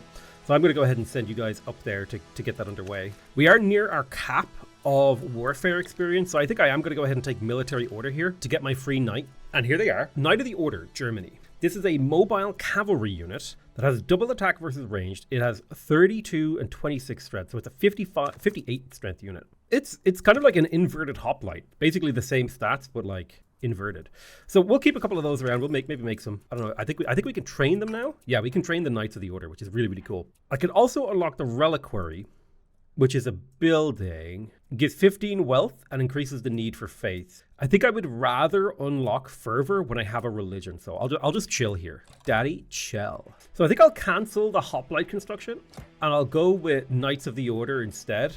If I recruit 2 more Knights of the Order and then convert this hoplite into a leader, we're kind of making a unit that, you know, has a lot of potential here. Now, I had been planning on annexing Stuttgart, and I think I may do that when I'm able to make another plague guy. Until then, I might just chill, because I don't know how comfortable I feel doing that without a plague dude. I'm kind of curious as to what happens if I just let this plague grow though, so I'm gonna chill and see what happens. You know what, screw it, I'm gonna integrate Stuttgart. So like right now my culture power costs 104, so when I annex Stuttgart, I'm getting a -3 culture per turn bonus, I believe. If I click in here, maybe, I don't know. I got 3 dudes in here. We'll put them to work. Culture event, I'll have to annex this village, I think. Although I may do other things in the meantime. I do think I would like to get a pasture here. A pasture will generate me 1 exploration XP, 1 leather, and 1 meat for the city of Stuttgart. So that's actually pretty damn good. If I'll lock my people, it's good, right? Pasture. We also have a tea plantation. So it's consumed for wealth and diplomacy experience. And this requires a plantation. So I'll put a plantation right there. Perfect. So now we're making a nice balance of food and, you know, furs. We got a bit of food. We got a bit of gold, some diplomacy experience. I definitely feel like a lumber mill would be handy here. So I'm going to go ahead and build a forester. And this gives us a nice balance between food and production in this city. Okay, so we have palisade walls and we have lookouts here.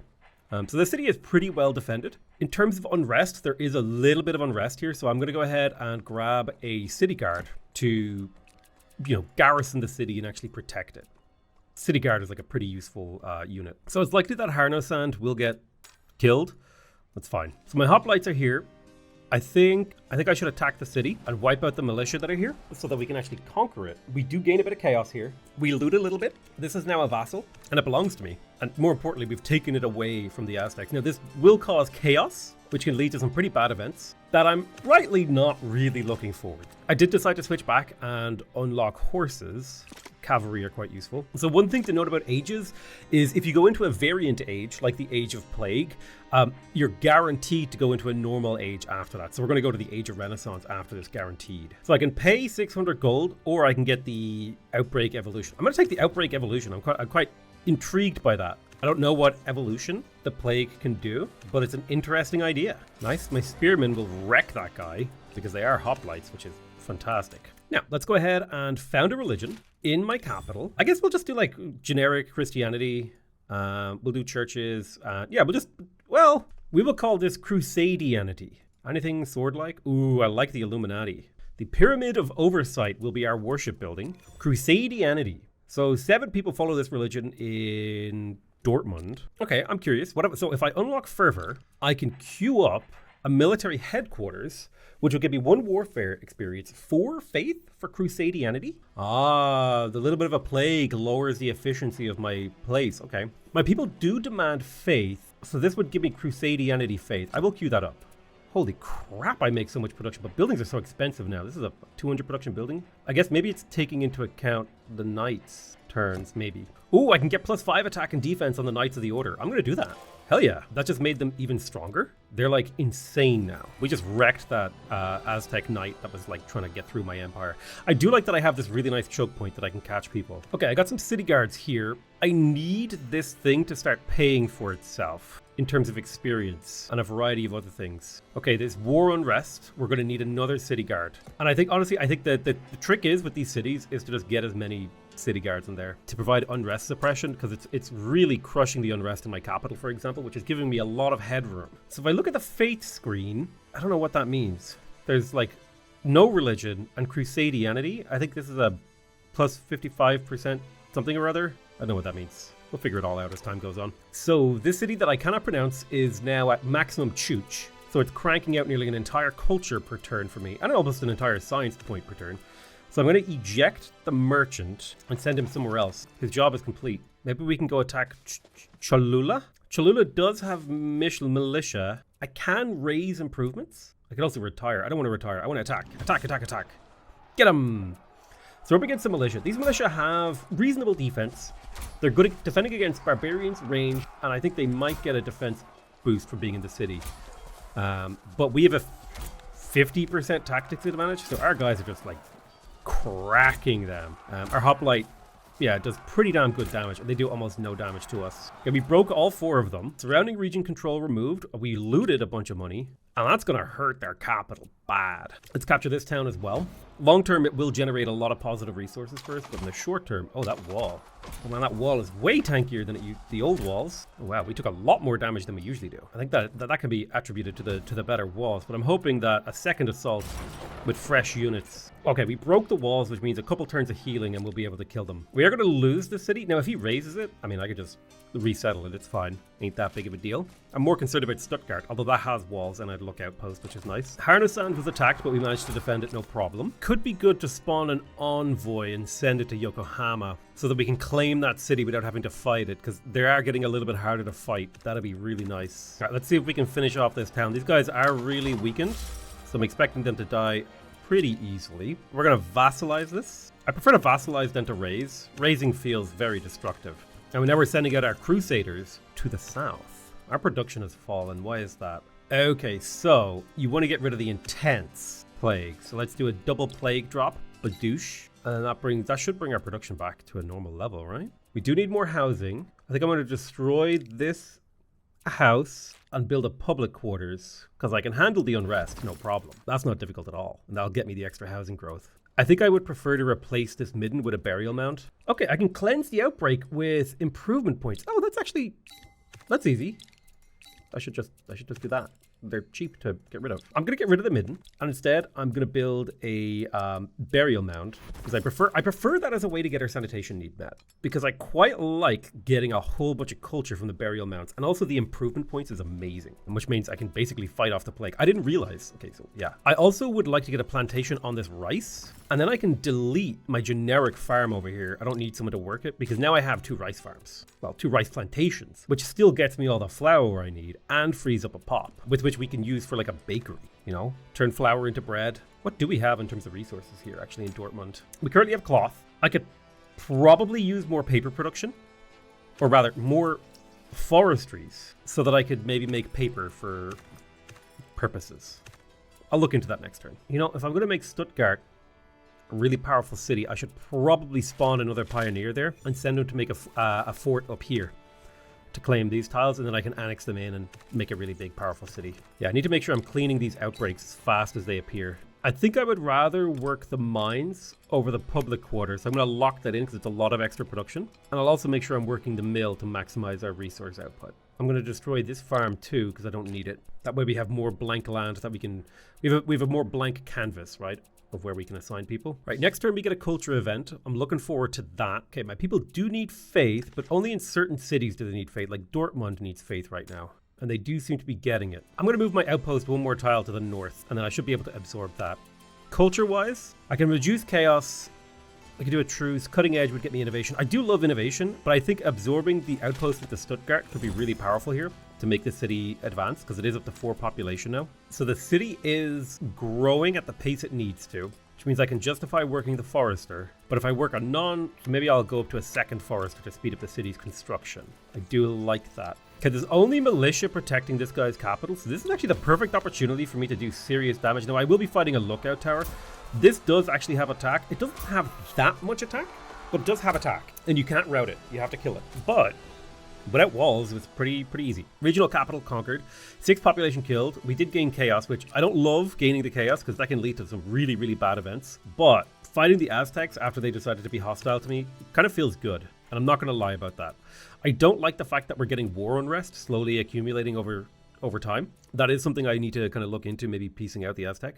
They have this city under siege too, which I'm not a fan of.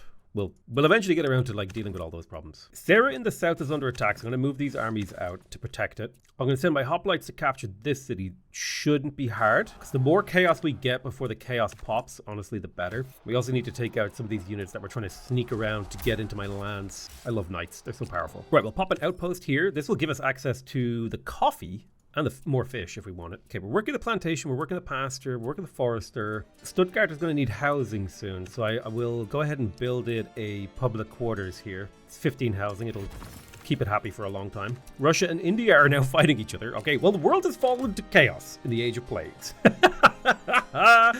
No, my merchant. Okay, the Aztecs are offering peace. I reject your peace, sir. My people have known only war for many a generation, and we're not going to change it now. Would love to spawn settlers and like capture some of this land over here, but I think we need to keep fighting before we can get to that.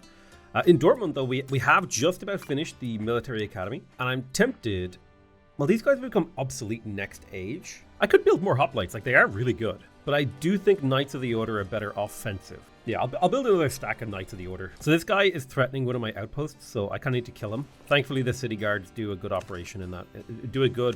They operate well in that capacity. That's what I was trying to say. So it's saying we'll take light damage. We're up against 3 spears and a leader 4, which means I don't think we'll get much of a tactics advantage. Yeah, we have a 1.2 advantage, which, considering the fact our units are way higher tech, will come out like positive for us. Oh, I can't. I could hit them with my knights. I mean, if they do get an attack off on me, they'll do damage, but we can break them. So we got the city guard in Stuttgart. The pyramid of oversight would be fantastic. +1 culture, +1 knowledge. That's what I'm going to grab real quick. No, I'm going to grab the council for 1 knowledge, and then I'll build the work camp for production. I think that's kind of more important, actually. The city's still in development. And the reason for that is so that I can kind of get the city a little bit of culture to help me out, while also continuing to develop its production capabilities. I'm going to attack south with my knights, hopefully leaving these guys open for my hoplites to get in busy and kick their asses. So we just got 3 kills, which is huge, but their leader is still there, which is fine. We don't care about that. We've got to kill the main unit. I'm going to switch to researching humors because it looks like everyone else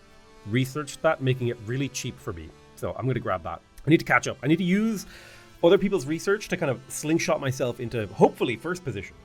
Whether or not that works, we'll see. I really don't want a mass breakout, but honestly that was not that bad considering it's only going to cost me 5 improvement points. Yeah, honestly cleaning out the outbreaks doesn't seem it doesn't seem too difficult. I'm managing pretty well. Now in theory we can turn these into castles, but I don't know I think that allows you to train units or something there. Let's absorb this outpost into Stuttgart, which means we can now gather coffee if we want. The city still has positive food and housing, so we can maybe go for something that's not food. Honestly, I think getting a saw pit here would be useful.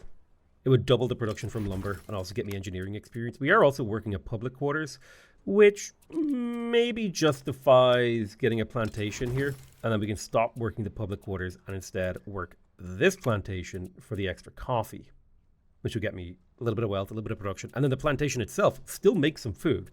So yeah, definitely improving the city quite a lot. Okay, this crossbow is across a river. However, my knights should have double attack against range units to cross the river and slaughter them. The same sort of thing here. This guy's on his own. Should be easy to kill him. And now we're threatening Toluca, which looks like his current biggest city. Okay, Dortmund has made a Knight of the Order. I'm going to promote you to a leader. It's like a little conquistador looking guy. And I guess I'll recruit more Knights of the Order to fill out his army. Right, can we take on these city militia? I'm hoping we can. We did. We broke them. Surrounding region control removed, so we can heal up outside their borders while our knights harass around the city of Toluca. I called a spearman volunteer in the city of this to hopefully protect the place a little bit better. Let's vassalize Yokohama. So now it belongs to me, which is excellent. Little trickle of resources coming in there. Let's take on these crossbows here because that's what this army stack is specialized against, and it will get us close to being outside their territory where we can be nice and safe and heal up. But I think, yeah, it looks like they got the lookout, which allows them to shoot my units when we're surrounding their city. Okay, we're a little bit light on sanitation in here, but we do still have to build the aqueduct. Hopefully I'll get time to do that soon. The Aztecs are still begging me for peace, and I refuse. I think I'm in the right to refuse because I definitely have the upper hand in this war. Oh, the city can now shoot. So you can see here, the city can shoot and do damage to the units. That is thanks to the lookout. It gives capital attack 20. Is there a way for me to lock this tooltip? Perfect. So it allows you to shoot units that are adjacent to your regional capital, which is handy. All right, let's queue up the aqueduct to the capital so that we can get better sanitation and grow the city, continue to grow the city faster. We're about to get a cultural event. I'm going to yoink that cultural event. And what do we want to do with this one? Cutting edge for innovation might be fun. Could also do a local reform in Dortmund to get a bunch of extra resources to build it up faster. Yeah, I'm going to do cutting edge. I really like the innovation stuff. It's really fun to play around with. Might want to consider absorbing more cities. Like Stuttgart's in a really great spot. I could theoretically absorb this, although that kind of competes with my capital's expansion.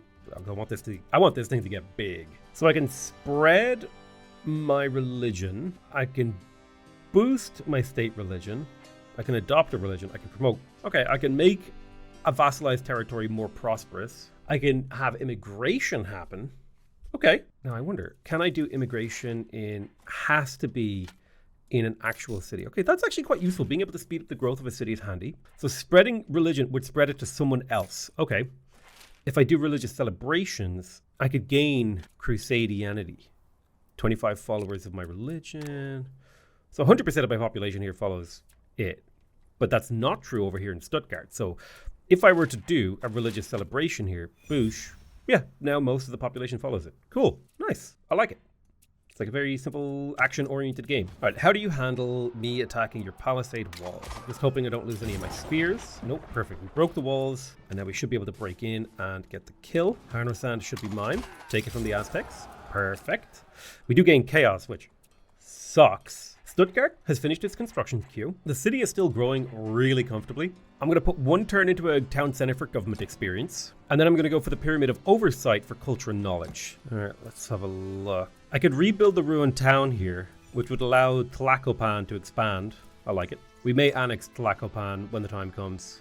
I probably should send an envoy there to promote the integration. And so that'll double the speed at which we can integrate this region. So I'm going to take this guy out of work in the public quarters. I do like gold, but this just feels inefficient when there's so much other stuff I could be doing. I don't think I figured out how to make paper. Did I miss the tech for paper? Yeah, I never researched scribes. Well, I'll tell you what, I'll finish humors and then I'll go grab scribes. I will say this, having played like a little bit now, I do wish that they would implement a button, very simple button. All it does is tell a unit to wait until next turn. Have it actually click, a little annoying. But these are all the kind of things that like the game can be fixed up and added to and improved very quickly, very easily. Okay, I will be neutral in India. I mean, I would like to have positive diplomacy with some of the people in the map. Okay, perfect. We actually finished humors. This gives us access to the university, the physicians guild, more plague doctors. Envoys can spread and also reduced chance of outbreak. Awesome. I'm going to pop back for scribes because I'm missing the paper maker and the basic library, I believe. Yeah, I need that paper maker. Being able to turn a log into paper would be useful. So I can get a 10% chance of additional outbreak or pay 600. I'll pay the 600. I have a lot of cash, so I can kind of avoid the downsides. So we've got a spear, a prospector, a knight, and a leader. I think it would be better if I waited a turn until my hoplites were full health, assaulted with the hoplites, and followed up with the knights. Right, so taking a look at Stuttgart, we have no faith. So I'm not really sure how to get faith. Okay, so if we upgrade the council to a physician's guild, we get the faith that we need. And I want that to grow the city faster. So let's go for it. Faster we can grow the city, the more tiles we can work. It's a similar kind of ball game in Dortmund. I'm going to upgrade the civic monument so that we get a little bit more influence per turn. And then I'll build the pious university for the knowledge and religious faith. We have twice as much power as these guys, so this should be a pretty easy fight unless they have spearmen to like combat us. But I think this is a pretty easy fight and we should be able to wipe them out without too much difficulty. This is really fun. I'm really enjoying the sort of crunchiness of the game mechanics. We finished Scribe, so we have access to the library, the paper maker, and the scribe. Right, excellent. This is a way for us to convert paper into knowledge. This is how we kind of tech up faster. Very cool. I'm going to go back and finish machines. I quite enjoyed having the potential workshop and logging camp here, so looking forward to that. Conquering another city. Hopefully this goes well. Yep, we broke all 3 of them. We can take it. I do gain chaos, which does not feel good. Okay, so I tested out the culture power. Tapping propaganda literally just takes 10 off this chaos counter, which is fine. But I'd rather just suffer the chaos event because it feels like a way more efficient way to get rid of chaos is just to power through it with gold. You learn. Okay, cosmic insight plus 2 bonus knowledge from religious tract goods. I have no idea what religious tract is. I'm going to accept it. Maybe I'll be able to produce religious tract at some point. So I do have a forest available. I don't really have workers. I would have to take workers off of something to start making paper, but I would like to make paper. So I tell you what, I'm going to go ahead. Well, actually, I should wait until we finish machines. You know what? Let's make a forester. Feck it. Burial mounds are nice, but they're not necessary to work. It's only culture. We can't justify working something other than burial mounds. So let's make a paper maker. Boom. And now we're officially making paper. And we can turn those into religious goods? Yeah, now I can make religious texts. Boosh. Now it does need a second paper, but not important. We're officially making religious tract goods, I assume, which also gives me luxury and faith. And now the city's growing again. The city's growing really fast. Excellent. That actually all worked out perfectly. It's kind of exactly as I wanted to. I'm going to make another burial mound to get the city just that smidge more sanitation to keep that nice and high. Really need the borders here to expand. It's taking its sweet time. Okay, hoplites in. Now, I do believe we're attacking over a river, so they get a defense adjustment. Not important, because we can smash them up. Okay, we did a lot of damage. One of our hoplites is wounded. That's fine. Now our knights can come in, and we're going to take light damage, but hopefully we can demoralize or break a good few of them. Heavily demoralized. Now only the lookout remains. I'm going to go ahead and unlock conversion decree. So we conquer cities, we convert people. I don't think I would mind piecing out the Aztecs here, so we'll see if they take it. My power is way more than theirs. They accepted peace.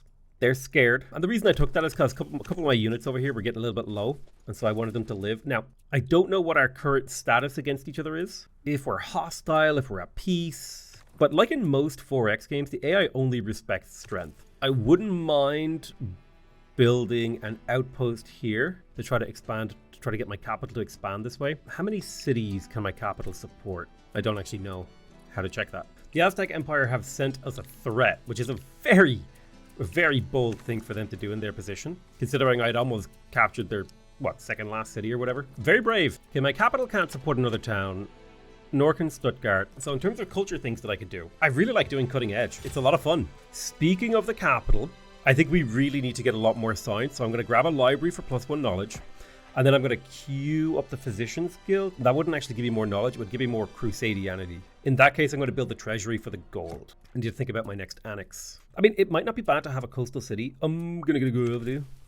This city here has actually been around for a long time. It's built up a lot, although it is at 300% prosperity. Do I want that? I think I would maybe much rather integrate something like Tlacopan. It's already got infrastructure. It's built up a little bit. It should re-expand. India wants open borders. I'll accept that. I kind of want to find India's capital, but we'll see. I'd like to send them an envoy to make friendship. Make friends, not war. I'm going to declare hostilities with the Aztec Empire. I'll put a merchant in Yokohama so we can continue to develop that. Okay, awesome. We actually managed to unlock machines. which now lets us upgrade our logging camps. Cool. We could go for professional army if we wanted to make bigger armies. This could be useful for the war stuff. The pike upgrade would be handy. Longswords could be really useful. Armories or castle improvements. Other people have researched this, and this is kind of like an arms race tech, so I will go for it. And then I might think about squeaking into the Age of Renaissance. Okay, so I upgraded this to a logging camp, which means it now produces 4 base production in addition to the law. This just absolutely seems like a net upgrade, and I'm going to do that everywhere because I just got 16 extra production in Dortmund, 8 extra production in Stuttgart. Amazing. So much production. Okay, vassals of Germany have rebelled, or I can pay 600. I'm going to pay the 600. Thank you. I'm trying to see. K. No. That's got to be spacebar, dude. Oh, they don't let you change it yet. Okay. So K skips an army. Got it. So I could just be like, bam. Okay, I prefer that to be on Z. Sorry. I prefer my next action to be Z and spacebar to be ignore unit. But it'll take me some getting used to. Really need to be able to rebind the keys. Hopefully they implement that into the game before launch or soon after. Okay, so in Stuttgart, we really only need faith, which makes me think building the Pious University would get us a bit of Crusadianity as well as the science, the knowledge that we need. We're working public quarters, we're working mostly good stuff. We could probably get away with another logging camp if we had a forest. We don't have a forest, that's okay. We don't need the food. I tell you what I could do. I could claim this tile and put a logging camp there.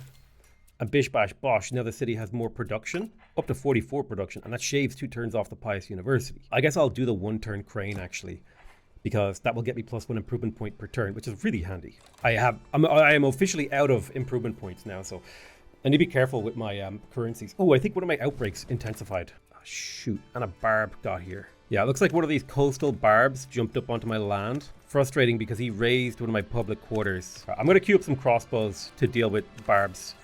Barbs are typically on foot, and crossbows are really good against foot units. I repaired there. There's a plague down here we need to cleanse. We got to keep the plagues off Dortmund because they really affect the city's efficiency. I can't quite get enough sanitation in here. I guess I'll go... Oh, town specialization that generates sanitation per adjacent burial mound.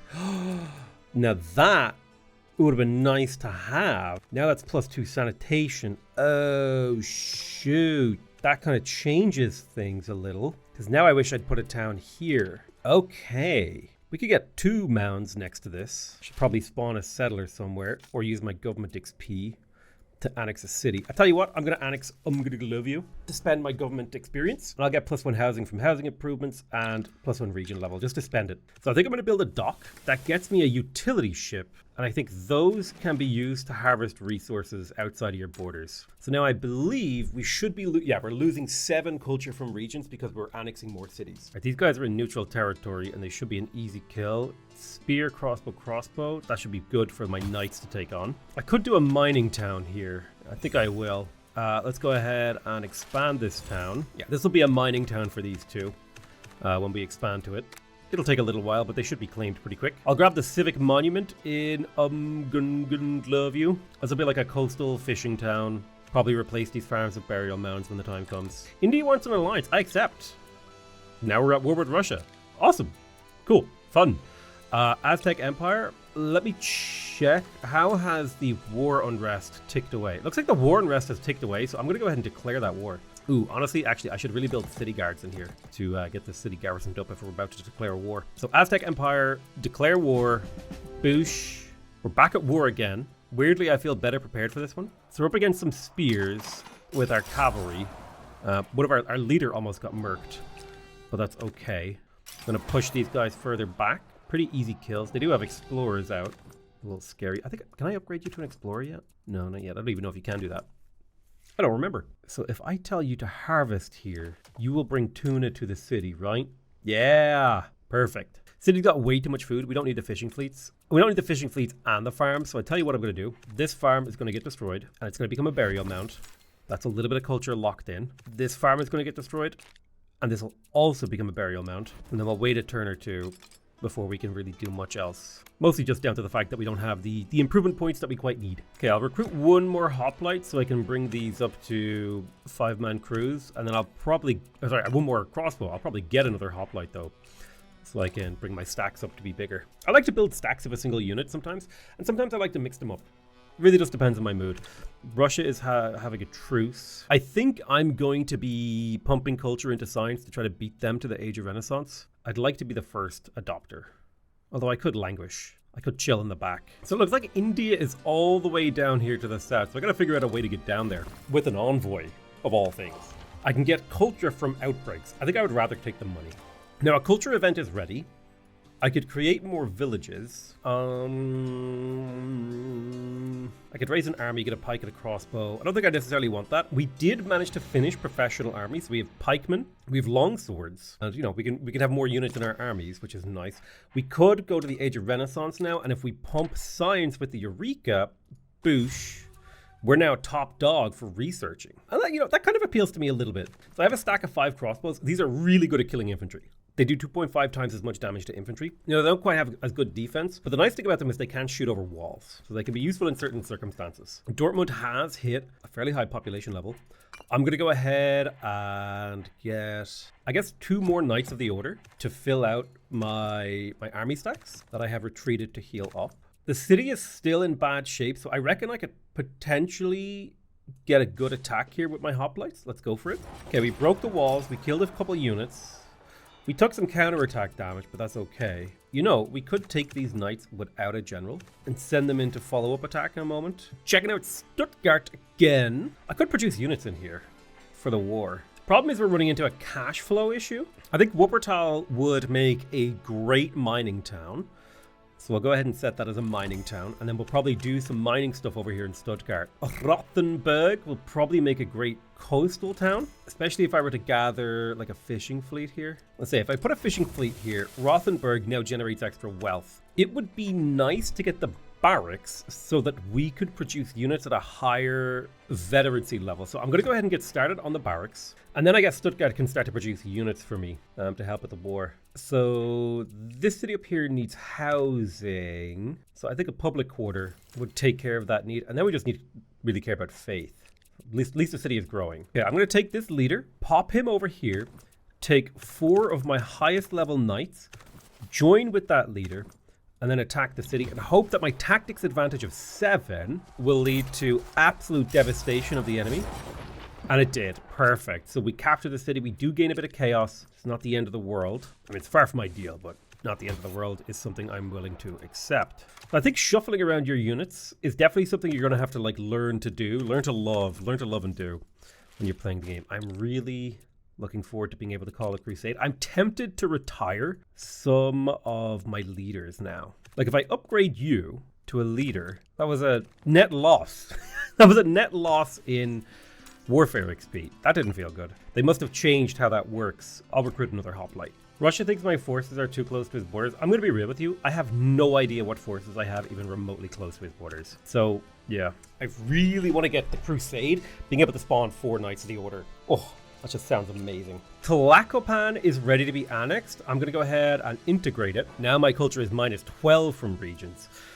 So it must go, it must go 3, 4, 5. So it gets less efficient to annex. Kind of interesting. I'm going to have to do a lot of reworking of this city. I don't think we need dwellings. I mean, they're fine. I just don't think they're good enough. We've got a town here. I think I would like to put a town here in this city. This scrubland would convert wool or cotton to cloth, and then this plantation would create the cloth that would get converted. And that gets me a pretty big cash flow boost in this city. Big fan of that. So we have 2 cotton plantations. I could also upgrade the logging camp. Love it.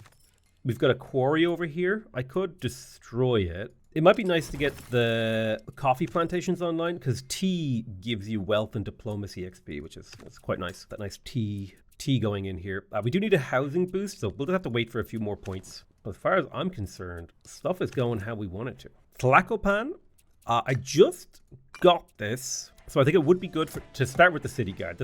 Building the city guard to garrison it, protect it, keep it safe.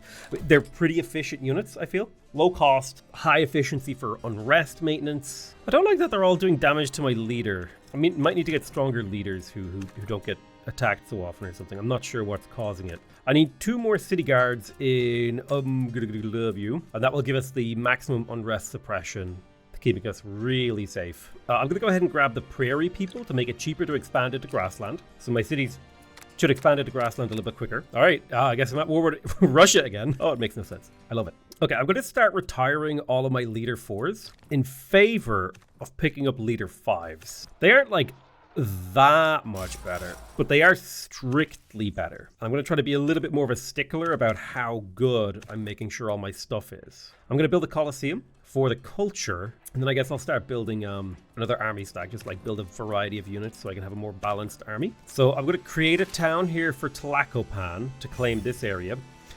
Because I want to make this into a... Well, I need to upgrade it first, so I'll go to my... Well, I can't expand that town, sadly. Could spawn a merchant to go in there, and the merchant would potentially generate revenue from being in there? Maybe? Not entirely sure, actually, how that works. Yeah, deployed merchants earn revenue. Seems like my money goes up and down if I eject them. All right, there's a plantation for olives here, and I will cleanse the outbreak. I also...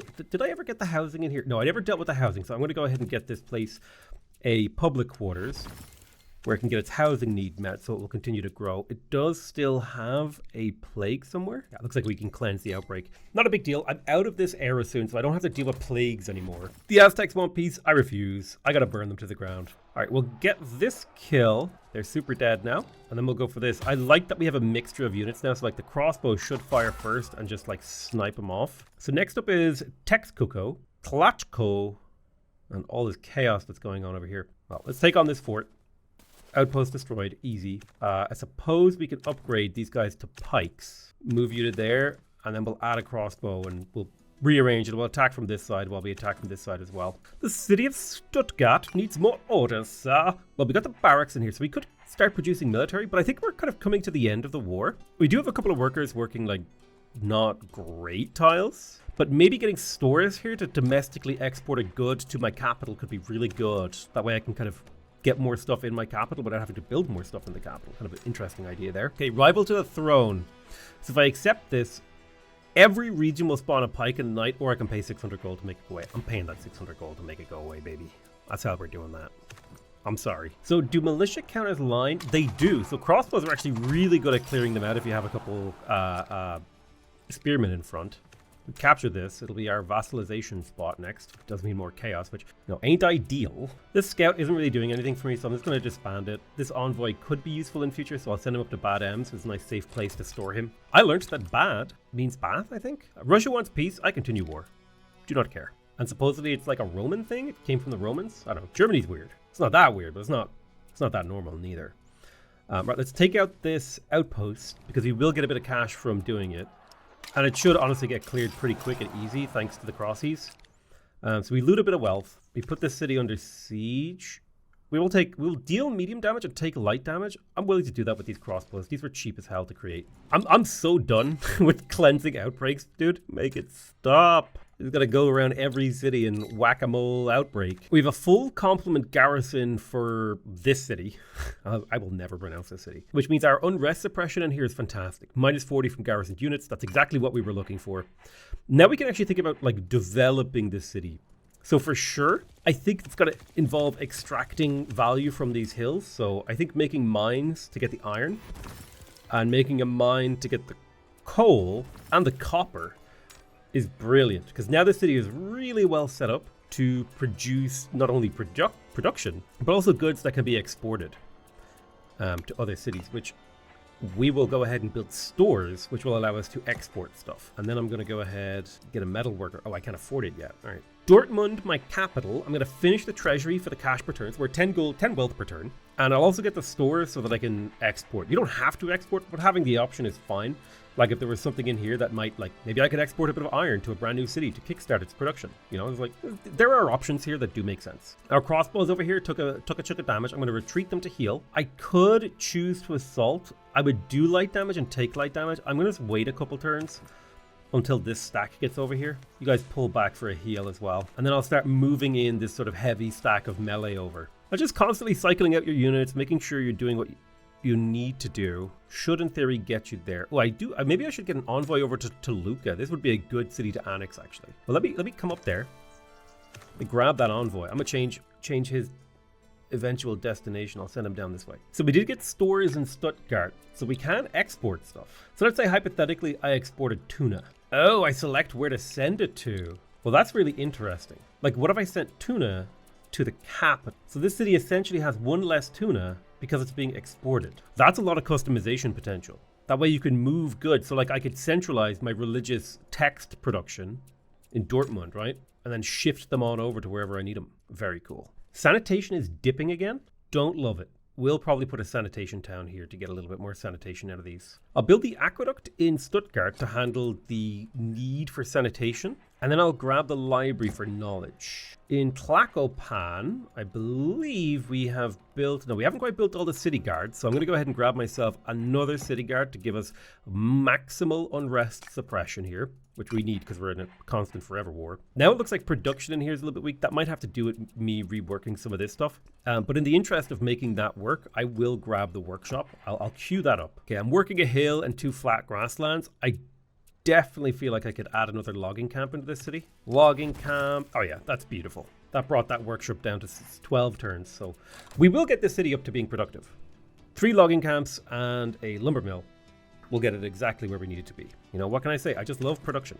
I am a production-minded fellow. We have a culture power. I'm going to Eureka for 60 knowledge to boost this up into the Age of Renaissance. Dortmund did finish its stores, so we can actually export this to other cities. We can export things to other cities to help them out. I do think religious texts would be a good one to export, but I might shump over iron or something to Tlacopan to get it helped out because it's been struggling with production a little bit. And then aside from that, I reckon getting our watch.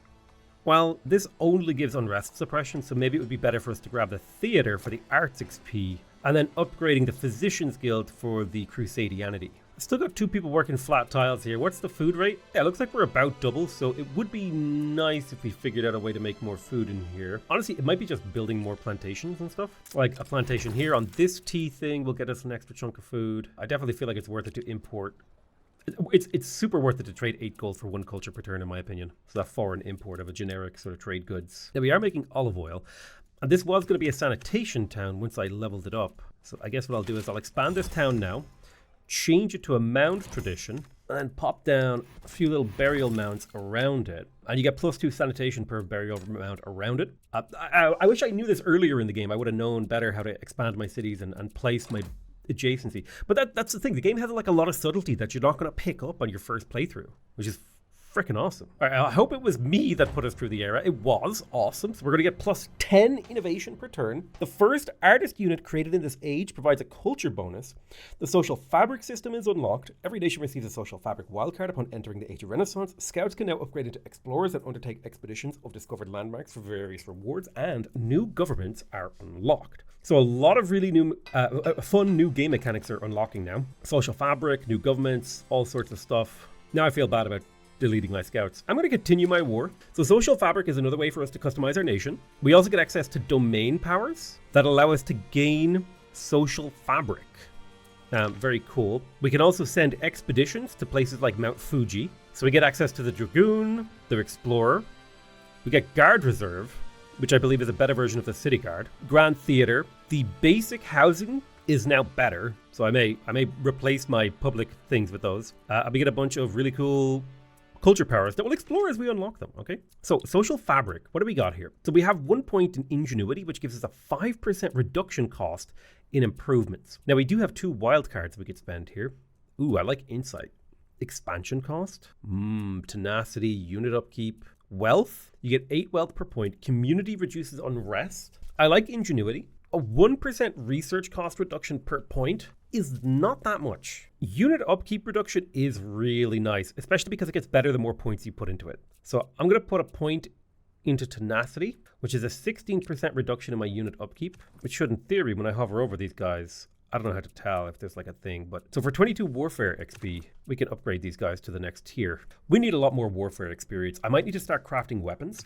Maybe I could make a castle. Yeah, maybe I'll make a pioneer and make a castle and see if we can get more warfare XP. We do have an explorer. I'm going to send this explorer over to the tall mountain, and then I'm going to spawn an explorer near Mount Everest and send an expedition to Mount Everest as well. This looks like the Aztec spawned a city over here. I swear to God, I'm going to raise volunteers here. I destroyed their outpost. Get the hell out of here. Making me spend my precious warfare experience. Okay, it's predicting that we'll take light damage when we attack here. So we'll let the auto resolve, see how that works. Pretty light damage, I would say. pretty devastating damage to them. Right, let's bring in another army. It's saying light damage, 100% chance of a draw. All right, pretty devastating for them again. Although they did survive, so hopefully next turn we can kind of clean them up and give them what for. So this is the second last era I'm allowed to show you, I believe. It looks like we have a couple of choices here. We can go for the Age of Alchemy. Now that could be fun. We also have the Age of Enlightenment if we just want to go for a generic age up. I think it'd be a good idea to research market cornering for the +1 luxury from plantation goods. So I'm going to go ahead and grab that because I am missing luxury and that is slowing down my growth. I mean, it's not slowing down my growth very much, but it is slower. All right, cultural dilution. Oh, double culture cost upkeep? No thanks. I'll pay the money. Get that away from me. Okay, let's go ahead and start an expedition. So Mount Everest expedition. We could pay wealth for Sherpas to have a 10% success chance. Our current success chance is 50%. I want high success chance. I'm going to spend my engineering points on that. So now we're up to a 70% chance success. Loving it. We'll start a expedition in the Tall Mountain as well. Oh boy, hire local guides. I will pay for that. 60% chance of success right now. Let's pull you back to heal. We'll move in with this new stack. Now it says light damage on both halves, but I'm expecting devastating damage. Yeah, total obliteration. We took it. 20 chaos gained. We gained a bunch of loot. The Aztec Empire is defeated. Oh yes, that is what I was looking for. That is what I was hoping for. Because now I don't have to deal with the Aztecs being annoying in my local area. So we're looking at Tlacopan. Yeah, you're growing, you're chooching. I will get you another burial mound so we can get this to be a leveled up sanitation. I wouldn't mind an olive oil press in here too. So this would convert 2 flax or olives to cooking oil, which would be food and wealth. Now olives currently give just wealth. So I think making the press is a great idea here. Even though we're lacking a flax or olive oil, we can get that in here real quick. We'll find, like, there's olives right here that we can eventually claim. In fact, I could expedition to claim that, rebuild that plantation, and now I'm making 2 olive oils, which is beautiful. That's a ton of food. The city is now fed. Excellent. So I keep seeing barbs over here. I'm going to send my troops to go clear that barb camp. So I want to spawn an artist in my capital, plus 30 culture. Cool. So what do you actually do? Creates a new artwork good. Cultural movement. I want to deploy you in the capital. Okay. And you create luxury with artworks. Okay, that's kind of cool. So we could do a violent revolution. Let's do a violent revolution because I believe that will get us chaos. So we could be an empire, a feudal monarchy, or a republic. So empires are focused on naval dominance, very much so about integrating vassals and exploiting them. You gain culture when you conquer a capital. Vassals are cheaper to integrate. You get the galleon. Naval units are good at attacking. We get the governor's office, 1 per nation. Cool. Our capital will get a domestic export slot. We get the emperor's palace based. We get, less culture upkeep per region. So this is if you want to go wide, if you want to make a big empire. The feudal monarchy, on the other hand, vassals will naturally tick up their prosperity. Vassals build improvements faster. Vassals get bonuses from terrain faster. Vassals just gain population. Vassals will generate government experience. Vassals can have more prosperity. Diplomacy experience from vassals. Okay. That is kind of cool. And then Republic, we have the Palazzo, which is, these guys are focused on building fewer high population cities. You can export more. The Palazzo gets food, housing, and sanitation. The Artelier Studio, plantation goods give more luxuries. We get region levels. I kind of like the idea of going empire. We could come in like a naval gigapower, you know what I mean? It does mean I'll have to manage all these cities myself, which sounds kind of annoying. But yeah, I think empire makes the most sense for me. So I'm going to go ahead and become an empire. We'll start new leadership. And I guess I can unlock the galleon because that'll be fun to make that in... Can you do that, Stuttgart? Can you make the galleon? Requires a harbor. Okay, I'll have to figure out what a harbor is. See, I'm learning. See, now I'm in the phase of the game where I don't know what the hell I'm doing. I'm learning. All right, I'll pay the 11 gold to rush my culture a turn. I could do propaganda to lower my chaos, but I'm just going to let the chaos tick down naturally. I'm gonna love you. Could have another town. I could make it a little coastal town here on the edge. I'll just pop it down there. So you got your next town. Good job. Mound building crusaders and empire. I like it. I really like how all this is kind of coming together into a really weird combo. All right, let's explore again. Ooh. So I can pay exploration experience to get an extra 10% success chance. I feel like I can eat the downside if that goes poorly for me. It's fine. But on this one, I should spend the exploration experience. get that 10% success chance. You know what I'm saying? Oh my god, there's so much stuff over here for me to fight. I don't even know if I can go into the water. All right, I'll put an envoy into Toluca so we can annex that sooner. I'm going to grab Imperialism to make it cheaper to integrate vassals. Stuttgart is idle. We could get the Emperor's Palace. That's actually sick. It's quite expensive to make, though. I think I'm going to focus on the cheaper buildings. Let's have a look at this workers thing. Right, I've got 1, 2, 3 workers kind of with nothing to do. So let me come up to Stuttgart and take a look at it, because I have a few improvement points. The city could use more food. So let me see. I'll make some fishing fleets here, and that will get us up to the high food we want. This city isn't really well situated to get any sanitation aside from a midden. I think it will get a second plantation in here because the tea is really nice for wealth and diplomacy XP. Yeah, this city lacks faith. So I'm going to need to get faith up here. It has 1 person working a tundra tile. It's not particularly useful. So yeah, looks like faith is the thing that we're missing in this city. So I think getting the Physicians Guild and the Pious University in here would solve that problem the most, while also giving me a ton of knowledge. So I'm going to crank that out. Now, on the other hand, it would also maybe be nice to produce some ingots here. So I'd kind of like to make a furnace. We are running into a point now where those improvement points are, you know, kind of a bit of a block. In Dortmund, our capital, I'm definitely going to go for the Emperor's Palace because it's a lot of extra experience. And then I would also maybe like to go for the workshop. Although I might go for the workshop, then the Emperor's Palace, because technically the workshop does actually give me production, which means I build everything else faster. Nice little side effect. All right, another expedition. You have a 90% success chance, so we'll just grab that 30 arts XP. I don't think we can do anything for you. In here, though, we've got a 70% chance of succeeding. Study the environment, 30 exploration XP. I like how participating in the game's mechanics are very rewarding. That's something I'm really enjoying, is like the game feels like it's rewarding me for clicking buttons, which is about 60% of how you get me to continue playing your game. If I'm pressing buttons and I don't feel like I'm getting rewarded for it, I will get annoyed at you as a game developer. All right, let's finish the Mount Everest expedition. Nice, we succeeded. If we fail, the expedition gets reset and the explorer gets destroyed. On a success, we get 100 engineering XP. Boosh. We rolled an 8. I'll take that. That's actually a crazy amount of engineering XP. I'm going to finish out the mound builders. Now, in theory, we can also do an ingenuity thing when this is maxed out. I don't know if we want to do that, though. I think I do want pioneers. There's a lot of potential here for pioneers because I want to make castles. I think castles would be fun. I want to put like a castle right here. I don't know, man. It's probably not good, but it sounded fun. And that's literally all of the justification that I need. Let's explore Tall Mountain. We got a 70% chance of success. Boom. You'll love to see that. So now we got to find other things that we want to explore. Finally, we're at a phase of the game where we can explore, stabilize, and not worry about people attacking us anymore. All right, we got a cultural dilution. I really don't want to do that, so I will pay to reduce the chaos in my empire. Having a positive goal to pay away chaos, man, that's nice. You know what I need to research? Oh, we finished market cornering. That gives us the market manager, level 2 market, cool. The jeweler, convert gold into jewelry. The winery, oh, fine wine. The kitchen, oh, we can make delicacies with meat. Plantation goods now provide luxury, so we will see a better growth rate. I think I need to go all the way back. There was like a seafaring thing. Yeah, I need this. I think not researching this means I haven't been able to go out on the water. So I'm going to research shipbuilding. And then I'll probably go back. I'll probably backfill a little bit to grab some of these old texts just for the sake of it, in case there's like game mechanics that are missing. Do I turn this explorer into a general? I mean, I guess. He can serve in my army. It's a great use of those guys. Love it. I think Dortmund has kind of hit a critical mass. I'm going to need to get a... Oh, we can kind of experiment. I think I need to get a like a settlement out here to get it expanding out into this grassland area. I don't know if Dortmund can get much bigger.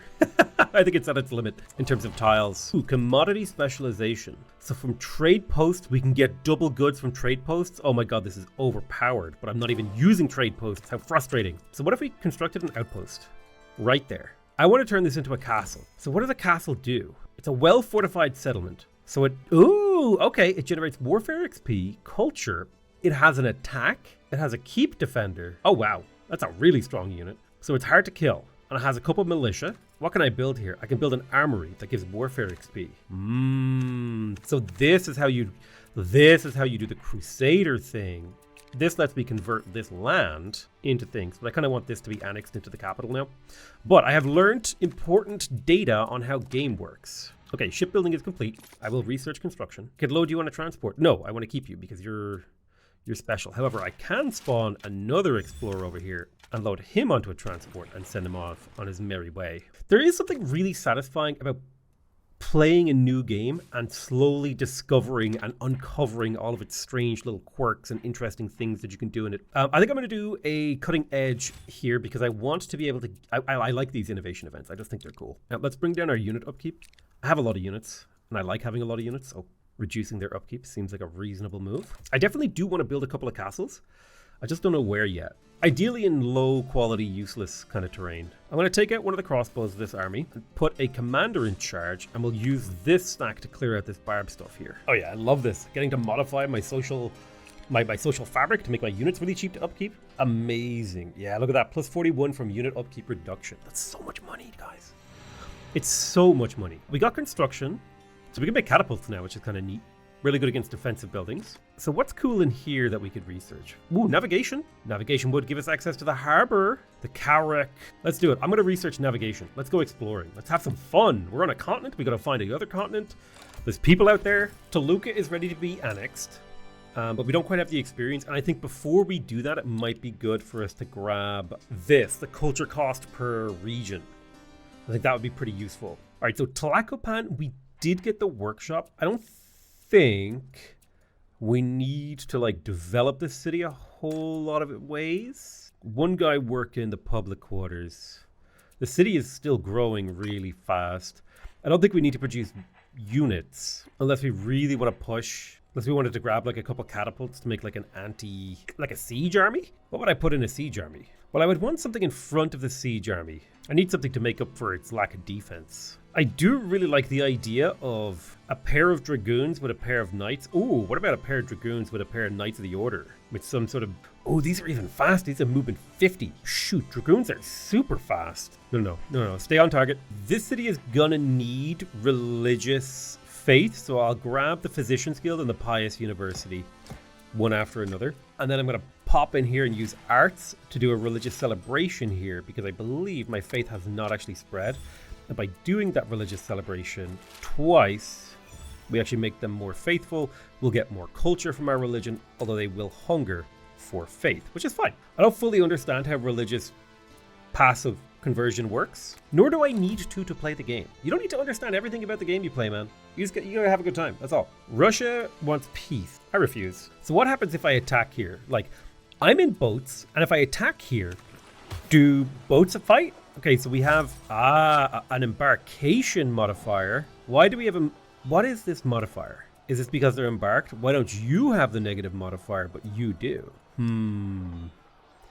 Is it because you didn't actually get a chance to attack? That could be it. It just never applied to you because you never got a chance to calculate your damage. Interesting. I think the maximum tactics advantage is +5, so you never get more than a 50% bonus. So it looks like there is a disembarkation penalty, which is kind of neat. Texcoco needs help integrating, so I'll send an envoy over there to do so. I'm going to try to take Nagoya if we can. I think it'd be fun to go on a conquest spree. I want that 30 culture from conquering a capital. That's like a whole turn of culture every time we take out a city. Okay, we haven't looked at Stuttgart in a little while. Someone's working a scrub land and a public quarter. In terms of, it needs sanitation and it also needs faith. Okay.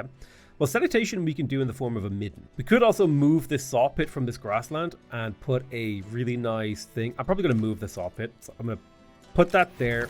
Destroy this, then give us a burial mound, which will give us just that little bit of sanitation. And then I will actually build a midden. Reason being, we'll get more population from that. So there is a city down here that we can conquer, Chengdu. It says we'll deal heavy damage and basically take no damage, which is super interesting. These crossbows. And these are not very highly leveled crossbows, I will add. And I think that's partially because we have this really, really strong leader unit up front, plus the 50% tactics advantage. Nice, 40 wealth, 35 wealth, chaos gained, and we got a culture event. I'm going to do a local reforms in my capital. I want to see how good that is. So, pop. I wonder if they've buffed that.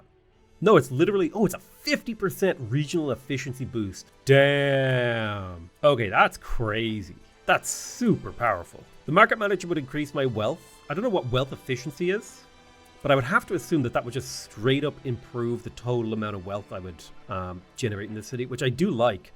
the sound of. So I'm going to queue that up. Ooh, I found some Russian units out in the open. Let's hit them. We're up against some pikes here. Right, we'll take a little bit of crossbow damage, but I think, yeah, we basically slayed them. Heavily thanks to our tactics advantage. It seriously is a game changer to have a tactics advantage, man. I really, really, really like that you get warfare experience from just fighting stuff. Because me running around the map just slaying everything that I see is actually benefiting me, not just because like, oh, I'm killing things, but like across multiple dimensions of coolness am I improving my stuff, you know what I mean? Did that sentence even make sense? I don't know. I'm going to spawn a pioneer in Nagoya because I want to experiment with potential places I could put castles. We can spawn a rebel pike at each region or pay 750 gold. I'm gonna pay that gold, man. I don't want no rebels. I'm good, thanks. I found a whole host of barbarians down here in the south, so I'm gonna do some attacking, some cleaning up. It might be really good to get an outpost down here because we could just scoop up all these resources and just shunt them back to another city. In fact, I'm literally doing that right now. There's so much potential resources there. The thing is, this game gives you so many different ways to play it, and the most efficient way to play it is incredibly convoluted and like unfun. So you may as well just play the game the fun way. And I kind of like it, because the most convoluted way to play the game would be to produce nothing in your capital except for tier 2 goods and get everything imported from outposts. But that would be an incredible, tedious micromanagement mess, which you can absolutely do if you want to, but you don't have to. You can just play the game, and it'll give you other ways to achieve your goals. It's kind of weirdly it works. There's so much here that doesn't work together that it does work together. Like, I don't know how to explain this, but the game shouldn't work as much as it does, and yet it does. I am totally tempted to kill Chengdu and like just raze it to the ground and then put a little outpost right there. Okay, so if I turn you into a castle, boosh, and then I put down some armories. Can I put armories on desert? Okay, you can put armories on desert. You can't put armories on jungle. So that was kind of what I wanted to learn.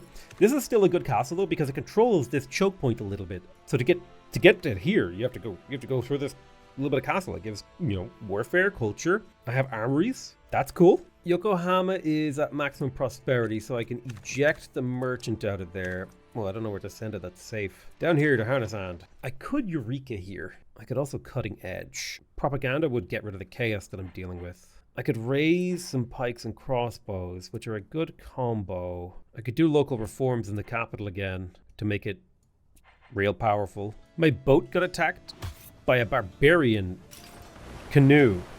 Ah, run away. Run.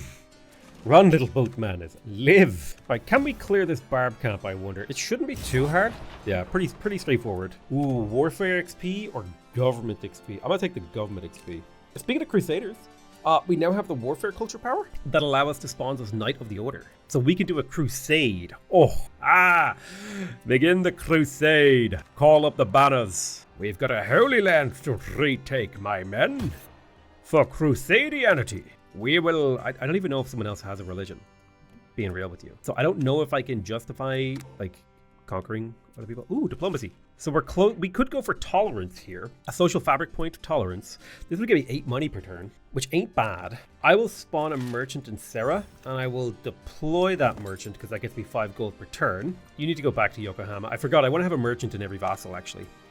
So yeah, I guess I'll just spawn a bunch of merchants. I think that's a better use of my power. I'm going to send you guys to like here to go join up with those other armies. Yeah, making sure I have a merchant in all of these cities will make sure I'm generating plenty of gold. So I kind of like that as a move. Is it the most efficient and best thing to do? Probably not. Does it matter? Probably not. Will it make me have lots of extra gold and lots of extra prosperity? Yes. Yes, it will. That extra prosperity is just nice. Like, look at this city. It's making nice amounts of stuff because it's got 300% prosperity. You love to see it. I do kind of like the idea that you press K to tell your units that you don't want to give them orders. It's like, what orders do you give me, sir? And you just respond with like K in a text message. I'm sorry, that was the stupidest thing I've said the entire video. We are killing and chilling and murdering our way across the world.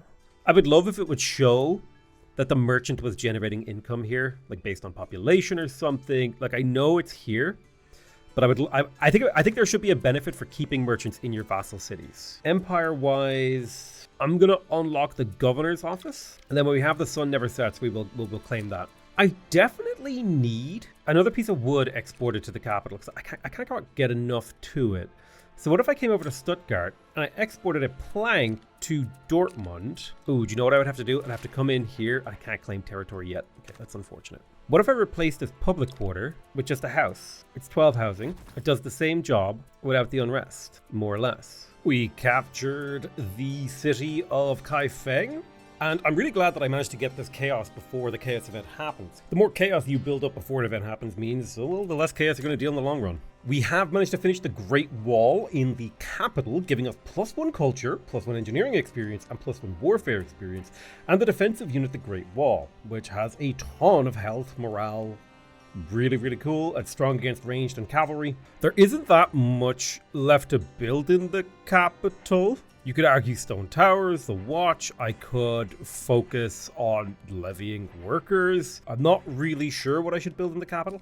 I could build a small navy. And now that has actually quite a bit of appeal to me. It's like if I started producing a couple galleons for the purpose of naval exploration and conquest. Now, unrest in here is still grim, so we'll have to start lowering the unrest in this place. Russia wants peace, but I want to continue the war. I do like that the grenadiers have like these little grenade bombs in their hands. It's kind of fun that they blow up the enemy units. It'd be good if I could get an explorer down to the tall mountain here. So I'm tempted to spawn an explorer for that express purpose. I'm going to move up to garrison units from Stuttgart to Ornskjoldvikt. And I'm going to go ahead and actually upgrade them too. The guard reserves have an unrest suppression of 12 compared to the city guard having an unrest suppression of 8. All right, we have a chaos event, which I can just pay to get rid of. So that's dealt with. We also did just finish researching public works. So you have the lifting tower, which is more improvement points. It's a building inside our towns. Then we have another building, which gives us better sanitation. Excellent. The poorhouse, which seems to be an upgraded housing improvement for a lot of housing, and an upgraded trash heap. So definitely public works is pushing in the direction of growing your towns, which I'm a big fan of. I think I'm going to research efficient farming here because I see some cash crop stuff making my farms better, all that stuff. So that could be kind of interesting to play around with. Trying to balance researching new techs and researching old. So if we take a look at Stuttgart here, we have a lack of housing and a lack of sanitation. And when I say a lack, I mean we're not at 200%. We have public quarters, we have a midden. If I were to upgrade this to a trash heap and upgrade this to a poorhouse, we can now see that the city is growing at a much greater rate. Although it does lack faith, which should probably trigger me to go back and research Sanctuary to get things like the Holy Site. Looks like we'll deal heavy damage and take no damage. The city definitely looks vulnerable. It only has palisade walls and a lookout, and then some pretty basic militia. So it should basically crumble before us. And that is another Russian city captured. So we just have to get to Houston and grab that. And we can say night-night to Russia, I believe. I could Eureka here. I could do a crusade. The Eureka is really tempting. So is also creating towns like the city of Ornskjoldvikt. It could really use a town. I will go for the sun never sets because right now I'm losing 20 culture from my regions.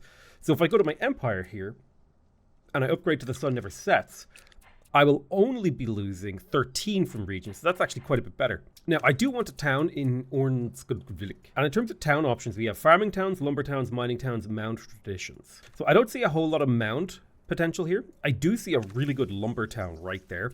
So I'm going to go ahead and grab this, create a town on that tile. Then I will use my engineering here to expand that town to a level 2 and turn it into a lumber town. This is currently getting no adjacency from stuff. But if I come in here and I add a logging camp, now it's getting 2 extra production, which has massively increased the production of this city. Now it's currently really weak on production because it's in revolt, which is not ideal, but down the road this will lead to this town being more efficient, more useful, more powerful, etc. Something I learned, much to my chagrin, is transport boats actually have 0 combat capability. So you can't even use basic combat boats to kind of cleanse, like the crappy barbarian canoes around. Now they don't do a whole lot to you, but that's not a very big deal.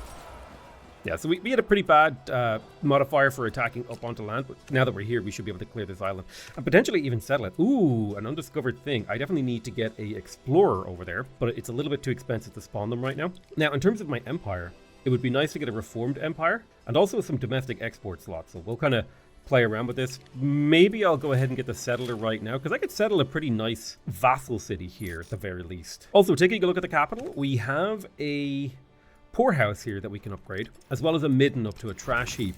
And that will help this city out quite a bit when it comes to its sanitation. Now, sanitation is still a little bit rough in here, so I am tempted to get rid of one of these burial mounds. As awesome as they are, we're just getting into the phase of the game where things like trash heaps are going to be way more important to maintain that growth. Let's get rid of this housing and rebuild it as a poorhouse. The poorhouses are just worth 10 gold per turn, which is pretty darn good now at this phase of the game. We have a lot of copper. Not really much we can do with all these goods, but we'll see what can happen. We finally got 2 more garrison units into this city, which means unrest is now falling in here slowly. We do need to finish this war with Russia soon. My unrest is getting worse. But let's go ahead and explore this mountain. I can spend money. I think spending a little bit of money for a 10% increase is totally reasonable. So depending on attack rolls here, which targets we hit, there's a good chance we can just straight up take this city. And we have. Perfect. So that's Russia's final city taken, I believe. Chaos gained. And Russia has been eliminated, which should mean we're no longer at war with anyone. So war unrest should start to tick away. Now, these 2 players are eliminated, and India is my friend. So I can finally get an envoy to India and start buddying up with them. I'll spawn an envoy here in Houston and send it down to try to make friends. Tlacopan got its granary. In terms of buildings, I would like to maybe increase the gold income here. So going to get treasury for 10 wealth and the reliquary for 15 seems like a reasonable move. Then if we take a look at the workers in here, we've got some tiles that we could upgrade. The city does have maxed out housing. So if I pop up here, we've got a poorhouse that we can upgrade, which means we can destroy this regular house. Now this is a sanitation town. It has decent sanitation in here. We're working a couple burial mounds. We're working forests. We could increase our lumber. No reason we couldn't make paper in here. We do have a town here that could fit really nicely as a lumber town. So let's go ahead and specialize this in the direction of being a lumber town. And we'll grab ourselves a couple extra logging camps around it. The expedition expands. We could take a risk. I think we could pay the exploration XP slow and steady. Let's take it handy, you know what I'm saying? It's all go, go, go these days. You don't need to be go, go, go. You could be chill, chill, chill, you know what I'm saying? So I'm curious what happens here. I've got a coastal town here, right? What if can I upgrade this again? No, town's at maximum level. So I think once I have efficient farming, I might be able to level it up again. Okay, I'm going to open negotiations with India. So now if I go into the diplomacy screen, we have more options like the ability to open an embassy. So let's open that embassy and see what they say. Let's make a new, well, you know what, study the environment. Let's get that exploration XP. It's kind of fun to roll the dice. Let's roll the dice a little. Okay, perfect. We have an embassy with India now. Let's kind of explore what that means for us. We are going to get a chaos event next turn, which I don't love. I won't be able to do anything with them for 3 turns. Okay, we'll be back. All right, here we go. Roll the dice. 70% chance of success. A failure. Yikers. Well, we'll spawn another explorer and see if we can do better. I will say this game does not love, like from a performance perspective, when you're on a gigantic map. Okay, I'm going to pop out some of my merchants that are in some of my already 300 prosperity cities and instead start sending them to Egypt.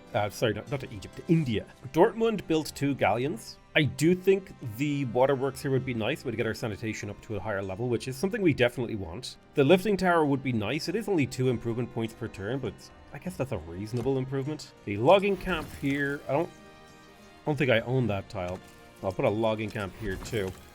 He's getting quite a nice boost of production from this. I wish I could swap tiles from Texcoco to the other one. Illness is spread, so that will give me regional efficiency for 5 turns. That is amazing. I got off for free there. So it looks like we could upgrade the public quarters to a poorhouse here. Let's do that. And now your housing is taken care of, and this guy's generating more revenue. We are working on a couple of water tiles here. Food isn't perfect, which tells me we should probably build a couple of fishing fleets on the actual tuna. And now that will sort out your food. And I think harbors are going to be an important part of this city's identity to generate exploration experience. I suppose that's going to be an expansion of the town of Trier. Now I'm curious, if I expand this town again, it becomes a level 3 town.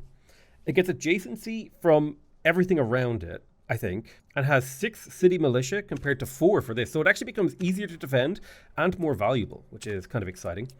But I used up all my improvement points, which is fine. I could levy workers to get like 18 improvement points per turn. You know what? I'm going to do that. We're going to be retooling this city a little bit. Oh, nice. We built another galleon, and this is allowing us to explore the waters of the world. So we found the ice cap, which is kind of curious. And we actually completed efficient farming, which unlocked the Swidden farm. Don't know what that does. The feedlot ranch, which makes fertilizer, which gives production and sanitation. Cash crop. plantation, +1 gather, plantation farming, okay. The castle town, which is a castle outpost improvement. And finally, the maximum level of town our regions can support. So I'm quite curious about all of these things that we've unlocked from that. I'm going to research sanctuary so that I can get a little bit more faith from my people, because religion is a big part of how I'm playing right now. Sarah over here, I could eject my merchant and send him over to see Zera. Harnosand has full prosperity, so I can eject my merchant here and send it down to India. Okay, there's barbs coming from somewhere on the ocean or something, so I need to get some boats over here to see if I can do something about that. I like the idea of a knowledge treaty with India. This will get us a significant boost in our science per turn, so I'm going to see if they will accept that treaty. Stuttgart has finished rebuilding its guard reserves. Also, I wish when I went to a city in its construction menu, it would like go to that when I exit this, if you know what I mean. I do like that this little window here. I like a lot of what goes on here. Let's take a look at the city, because there are some weird little upgrades we can do. So like we could do a feedlot ranch, which has what effect? We add fertilizer, it doubles the leather and meat output. Okay, so this just straight up makes it better. And so the feedlot ranch just becomes a more efficient thing. And the fertilizer helps with sanitation, which is really nice. So is that also true of these cash crop plantations? So what happens if I do this? I don't understand. Are we getting more tea? Are we trading food for an extra copy of tea? Okay, that might be what's going on here. So if I upgrade this plantation, I should have 4 tea now. Okay, so that is what's happening. You can upgrade your plantations to not give food anymore. I like that they give food, but the extra luxury is really nice. Plus, I can export that copy to like the capital now. That could be a cool idea. So now I'm sending coffee to the capital, or tea. And then I can get more coffee in here too. Coffee gives wealth, production, and luxury. Tea gives wealth, diplomacy, and luxury. Okay, so I've significantly improved this city, which is kind of a fun, interesting idea.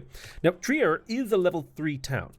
So I want to build a fishing fleet adjacent to it. And then if I turn it into a coastal town, it gets extra wealth. So does that mean I want a harbor here? I think it does. It means I want harbors around Lovin. Tlacopan has managed to increase its gold. India did accept my knowledge treaty. So I'll wait 3 more turns and I can do more with them. But that does now mean, yes, I'm getting 9.48 knowledge from treaties. Excellent. We got a 110% chance of succeeding on this mountain expedition. Amazing. That's badass. I do think I could justify an agricultural town here in Ornskoldsvik, because we have some gathering points. So I'm going to go ahead and create a town in here. Also, I need to upgrade all these. I also need to just rework this town completely. I'm just going to delete the farms that don't have special resources. Now we have a bunch of plantations. Mostly what we're missing in here is faith, but we're kind of in the process of building guard reserves to get the unrest under control. I mean, the unrest is under control, but we want it to be under control permanently. Permanent unrest suppression. We have a little bit of production coming from logging camps, so I think it would be nice to improve these plantations up a tier. I'll do the feedlot ranch and the plantations, and I guess the cash crop 2 will get me extra rice, right? Yeah, as long as someone's working it. And now we do have a trade deal available with India. And so we could import bricks, for example, which would give us extra improvement points in this city, which I like a lot. It is quite expensive, 10 gold per turn, but that does get us 2 production and 2 improvement points per turn. And that should lead to more improved cities overall. Oh nice, we also have a sanctuary. I don't need isolation, I don't think, so I'm going to focus now on getting Age of Renaissance techs. I think I have all the previous technologies. I'm kind of curious about this administration thing. I'm also curious about finance. The machinery would give us a lot of tile improvements. I'm going to grab administration because there's a lot of potential behind administration.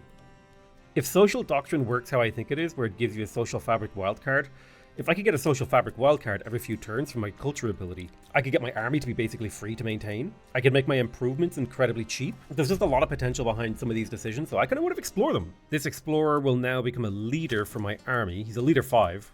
Not the most advanced leader, but he can still do the job. I'm going to reform my empire for innovation and culture. I built defenses in Stuttgart. I do think it would be good to get the holy site. That's 4 Crusadianity improvement. There is a lot of bad tiles being worked here in Stuttgart, so I'm going to go take a look at it. And when I say bad tiles, I just mean like, you know, naked forest, grassland. These other things are fine. Wuppertal is a mining town, so I definitely feel like I could justify quarries or mines. Really depends on. This could convert 2 limestone or marble to statues, which would get us a lot of arts XP. Unrest reduction from a lot of arts XP doesn't seem particularly useful. The artwork good is quite good. If I take a look here, it's +4 luxury, so it's kind of more of a growth oriented thing here. Reducing unrest, cultural exports, immigration is handy for building up a city, adopt a religion. I mean, it's good for spreading a religion. I don't know how much spreading a religion is good for us. We do get a decent amount from our religious population in terms of culture. So this would be very much so if we wanted to spread our religion around the world and get some benefits from that. So I'm not seeing much of an argument for the quarry here to get limestone. Now on the other end, if we wanted engineering experience, we could convert limestone or marble to stone blocks. Now that's production right there. So let's say hypothetically, we built a quarry here. That still benefits this town. Well, let's say we took this mining experience and we expanded this town. So it was getting 2 production from adjacent. Now it's getting 3. Okay, that's pretty good. So I guess we'll do a few quarries in here. We're quarrying a bit of stone up in Stuttgart. Most needs of the town are fulfilled. Let's start a stone cutter here to get that little bit of engineering XP sort of flowing through. And now we have stone blocks. Plenty of production, really nice. So I think I would like to settle this weird little island. The question is, do I want to put a castle on it? I like the idea of like a Malta style like castle settlement here. So I might just get an engineer, like a pioneer, and send him over there somewhere. Maybe like on the hill, we could do something fun there. Kind of depends. It's a little silly, but it's a fun little roleplay thing. And honestly, you should really just be having a good time when you're playing these 4X games. That is what I advocate for. Enjoy yourself. So we have run into Greece. And Greece has a fairly neutral opinion of us. Their disposition with us is quite high. So you can only have one type of thing. We can improve relation, we can demand coin. Justified war. Interesting. So you can make demands of people, and if they don't acquiesce. So if I send Greece an envoy here, is this what you're telling me? If I send them an envoy, and they straight up refuse to do what I tell them, that gives me a casus belli. Base. That's exactly what I wanted. I want war. The crusading, mound-building German Empire will not be stopped. We met the United Kingdom, so I need to send them an envoy as well. I need to find where they are first. So I've got a few options here when it comes to my culture power that I can go for. All of my cities have towns. I could do cutting edge for more innovation. I think I'll just do cutting edge for more innovation. And then with my warfare experience, I'm going to go for more tenacity to get my social fabric tenacity up to 7 out of 10. We're getting really like, and here's the thing, every time you get a warfare social tenacity thing, it actually gets better because the relative, because it's a flat increase every time. Oh damn, I can just pay money to save my granary in Tlacopan. Okay, we have an outpost here. Now we could make it a trading post, or we can go for a castle. We have castle towns, we have abbeys. Ooh, I like the idea. So we can't do watery stuff. Can't do anything on hills. So what does a castle town do? +1 culture, 1 gather. So does this mean, let's say I link this to Dortmund, okay? Now Dortmund does not have grapes. So I come into Dortmund, I have a look here, no grapes. If I then create a castle town right here, okay, +1 culture, and I go to Dortmund, no grapes, all right? Now I put it on the actual grape thing, no grapes?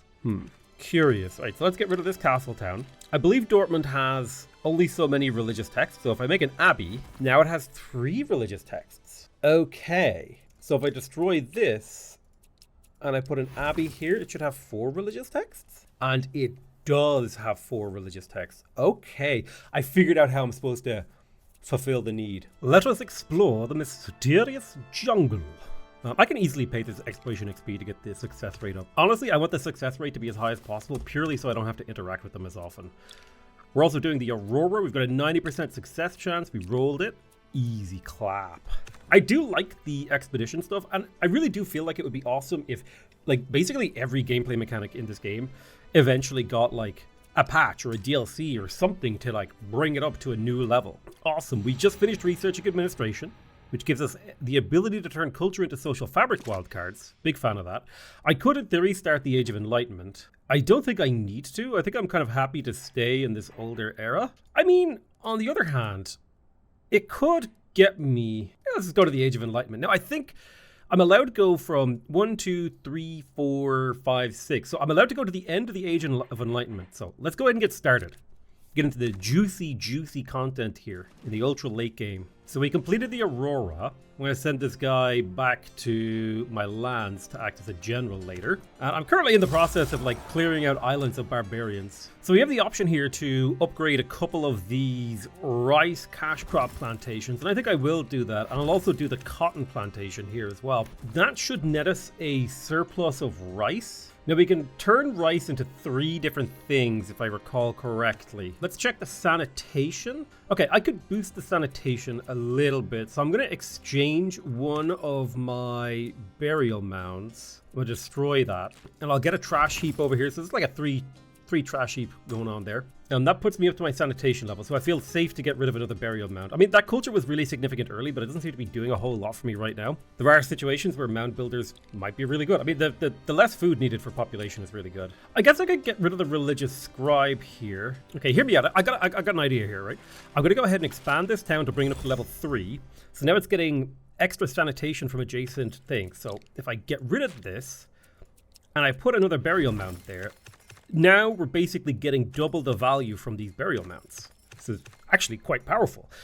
And now that puts them on par. Well, like these 2 burial mounds next to a burial mound town, they actually get the sort of same value as one of these scrublands, but with the addition of 2 culture and an improvement point. So actually, I really like that. And I may put a town here with the same identity, and this will let me get rid of some of these burial mounds, but this one in particular I'm going to kill because I want it to be the religious scribe. Oops, I just put the same damn thing down there. Now, the other thing is, yeah, I guess I will take that religious scribe there. We'll have to do some more clicking around and doing stuff. Okay, so engineers in Germany have drafted designs for a new kind of vehicle, an armored apparatus that is shielded on any side and can host many men to fire weapons from within. It's called an armored vehicle. It looks like an early version of a tank. So it's got really low attack, really high defense. That's really cool. I'm gonna get it just because it's kind of neat. It's just a cool unit. Oh, I love that. That's so cool. It's a primitive tank-like siege unit, scary for its time.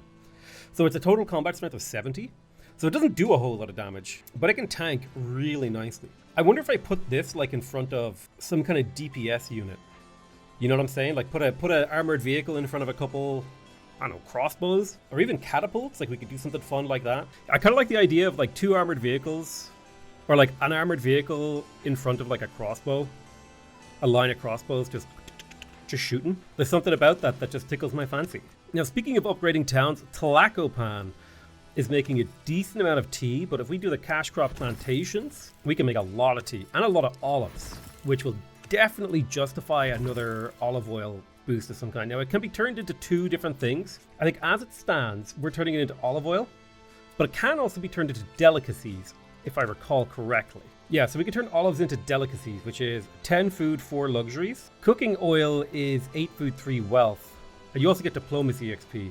I do like the diplomacy XP for working the press. There are some people who aren't working kind of quote-unquote good jobs here, so what I may do is build a logging camp around mines, and then build a saw pit to convert those logs. Plus the saw pit itself is worth engineering XP, which is brilliant. Now we got a bunch of lumber in here. We also have cotton we can convert. I could build another weaver. Cloth does just make money though. I would prefer it if I could prioritize using the wool, because the cotton itself is actually worth 2 wealth and 2 luxury, which means technically by not turning cotton into cloth, I have a higher luxury rate, a lower gold income, but you know, which tells me the weaver isn't actually that good. Ooh, I should totally expand this town here too. I guess I will gather the iron. I'm going to delete the weaver because I don't need it anymore. I could do some smelting stuff. We should definitely get a harbor here for Tlacopan so that they can make boats to put out into the water. That I feel very strongly about that. I've decided to get rid of the saw pit here, and instead I want a paper maker. But I'll have to get that next turn. Also, this city will be a little unhappy for a turn because I destroyed all its housing. It's fine. It's fine. I think I'm going to make Harno Sand I'm going to integrate Harno Sand. I think that seems like a reasonable move. So the first thing we need to grow this city up is actually food. But I can use my arts XP and use immigration to boost the city's growth as well. And if I put a town right here, it could be a burial mound town to take care of the sanitation. Although I am also tempted by, I kind of want to put a town here.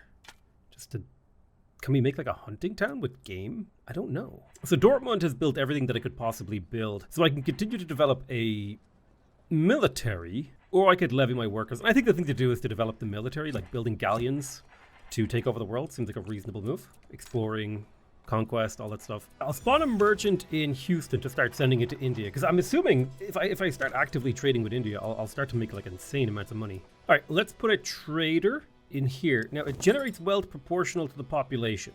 So the base deploy value is 5 and 1 per population. All right, that's pretty good. It's not going to break the bank. It's not going to change the world. but it is pretty good. It's a reason to keep India around for cash flow, you know what I'm saying? Let's take a social doctrine here. I'm going to start reducing the cost of my improvements. This is another one of those things that just gets better the more you invest into it. I'll accept open borders with the UK. That seems reasonable. All right, sweet. We're heading into the final age for this video, which is the Age of Enlightenment. Completing your first public library will give you bonus specialists. Secularism grows, preventing the founding of new religions, and slowly converts religious populations to be non-religious. From now on, 4 technologies need to be researched to advance to the next age, and new national spirits have been unlocked. Okay, very cool. So looks like we got some new gameplay mechanics. We have just hit 30 population. Above 30 population, you have the need for education. So we're going to need educational buildings. Specialists are like improvement points. So you need specialists to make better improvements. Interesting. That's very, very interesting. So there's not a whole lot of like new stuff going on in this game in this era, but it actually changes how you play quite a bit, it seems. So we've got the Age of Harmony, the Age of Ignorance. Now, I believe the Age of Harmony is a potential religious victory. The Age of Ignorance is a crisis age. So you can actually win the game in the Age of Harmony, which is kind of interesting. And the Age of Aether. I kind of want to go for the Age of Harmony to see if we can win the game there. Tempting stuff. Well, there is actually a lot of stuff here. Oh, what is this? Outpost specialization. A colony. A semi-autonomous community under the rule of a greater nation. I am interested by the idea of making colonies. We could also increase the number of towns a region could support, which is quite interesting. So we could also pick a new domain. We've got exploration, which is scholars. So they generate knowledge, luxury, and an array of domain experience. So we get extra education from books. We get access to the Great Library, which gives extra knowledge per allied or open bordered nation. This makes our Eureka power better. This gives us the translator, which can convert 3 foreign manuscripts to 3 books. So I don't know how we get foreign manuscripts, but interesting. We also have the Scholarly Society, which is education and books. So this is very education oriented. Generate knowledge, center of learning, great library. Okay, so the scholars are kind of intriguing. Great masters. Oh, so this makes your works of art a lot better. And we get guild training, which is better than the immigration power. We also have colonialism here. So this allows you to use diplomatic power to create outposts. And this allows you to just immediately annex a vassal without an envoy. Settlers spawn in your homeland. Your colonies generate more culture. Oh, you get the trade factory. Maximum vassal prosperity. Now that's interesting. And this gives you a diplomacy culture power, which makes all of your vassals more prosperous. Oh, that could be really interesting. I kind of like the idea of a vassal playthrough at some point. I don't know if that's how I want to go right now. Let's have a look at sultans. So you have an engineering power. We could build the new palace. 10 region levels. Oh my god. We can get a Theodosian walls. A basilic. Oh, I think this is a bombard. Courtyard Homes is a slightly better housing improvement. Then you've got the Engineers Quarter, which is oh wow. It gives your new palace a ton of sanitation. Damn. So this is if you want to build a really big capital. That does kind of mesh with the mound builders being really focused on building a big city. So for 5 specialists, they can create an invention. Ooh, cutting edge engineering culture power generates more innovation. Ooh, I like that as an idea. It would mean this thing is twice as valuable. Okay, that's kind of neat. Power drain, voltaic pile, and the World's Fair. Interesting.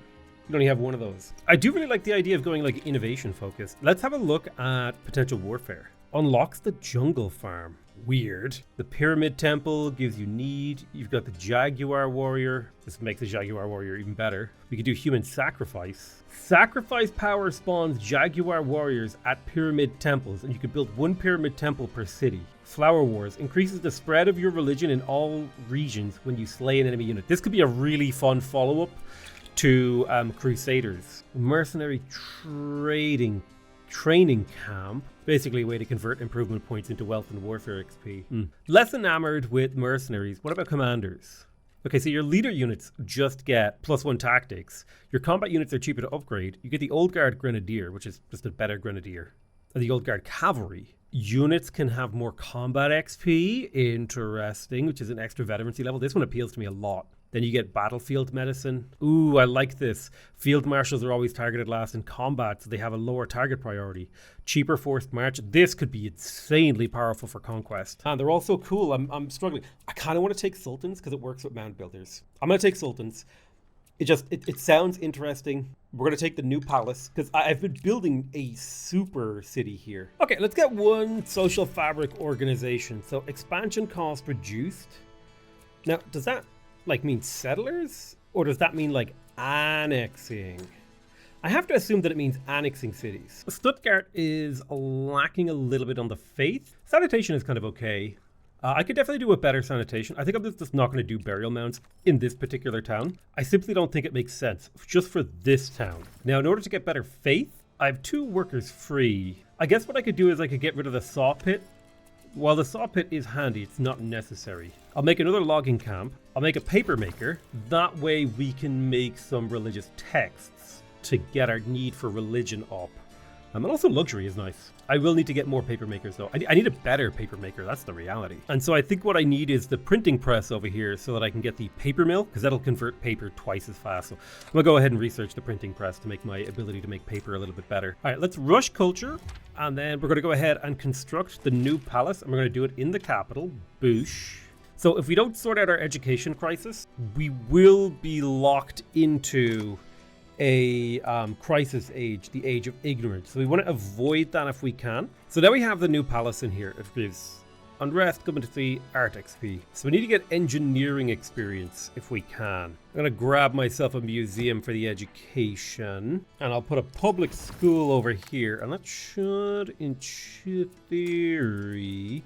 Yeah, now we got our education need fulfilled. Nice, we found the Great Barrier Reef, which is pretty cool. So we'll be able to do an expedition there soon. Okay, so we can get extra engineering experience from Engineer Quarter Trade Advisor or the Education Advisor's Quarter. I'm going to go ahead and accept that. United Kingdom wants an alliance. I don't think I want alliances with them. I want to subjugate people. Do keep in mind that I'm playing a pretty late game, so the performance is probably not super optimized considering I'm playing on the largest size map possible. All right, brilliant. We unlocked the paper mill so that we can upgrade logs to paper more efficiently, which I'm a big fan of. I think it would be good to unlock machinery. This would give me access to a lot of really good stuff like sawmills, which convert logs more efficiently. Ooh, finally, we actually get the option to get rid of forest, deep forest, jungle, and swamp. And then we've got an improvement for the brickworks, 3 clay to 3 bricks, a clay mine, interesting, and a deep mine, as well as some blast furnaces, which is more efficiently going to be able to convert things to ingots.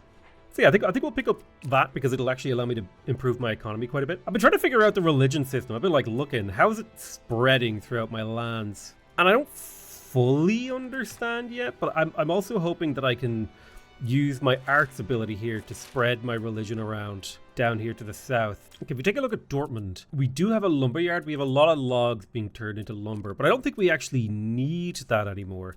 So I could, in theory, get rid of this lumber mill, upgrade both of these paper mills. Now, I really recently annexed Harnosand, and I kind of wanted to explore some possibilities. Like, are hunting camps really as bad as they are? I mean, it does theoretically get you meat, and I can turn that meat into delicacies, which I guess means the city is being fed while also producing a little bit of cash. It's fine. It's fine. I like it.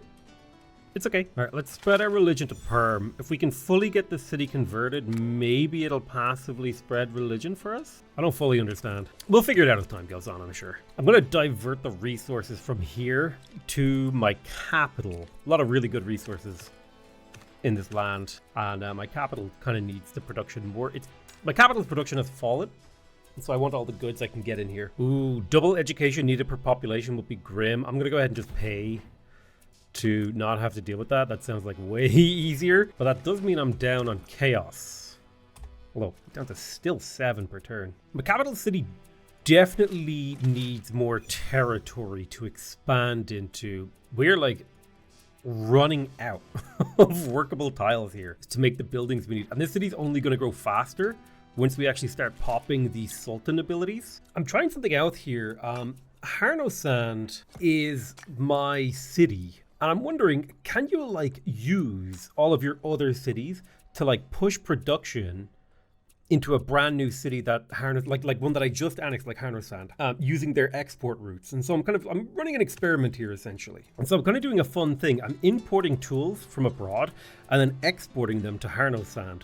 And the idea being that all of that production will mean this city will be able to actually build this infrastructure really quickly, faster than it would normally be able to. Ooh, I'll definitely take 10 chaos for a social fabric wildcard. Like that is like basically a freebie, especially if I drop it into tenacity. Now my unit upkeep is absurdly low, like absurdly low. Let's rush culture. I would love to do cutting edge, but honestly, oh wait, I can't do crusade anymore. That's sad. I'm going to grab another social doctrine here. This way I can bring my tenacity up to maximum. So now I've got an 80% reduction in my unit cost, which is insane. I could definitely integrate Toluca. It'd be a really interesting mining town, I guess. I'm worried. What's the cost in terms of culture to do this?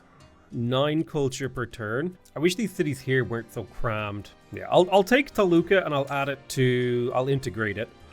I have the government XP to do it, so I may as well, even if it does cost me culture. Now we have the improvement points to do some really big changes to my empire, mostly in the form of, we finished machinery here, so we have better mining. Oh wow, so if I improve this deep mine, I get an extra copper and an extra coal.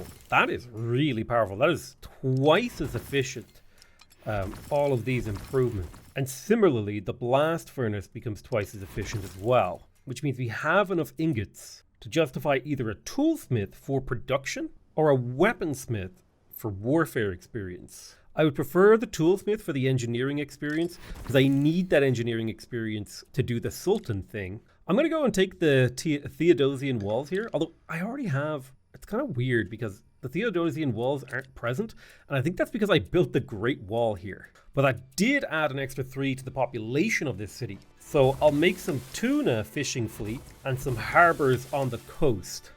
Because I don't want to be working these kind of crappy water tiles. I think water tiles are only worth 1 food. I've got 12 iron in here to convert, as well as 6 copper. So I guess we'll keep going with the metalworking station, more blast furnaces. I think we found one of the main Indian cities, so I'm wondering if it makes sense to try to convert the religion there. Okay, I got an envoy into France, and now I'm going to demand that they convert to my religion. If they don't, I will get a justified war. So I'm curious to see how that turns out.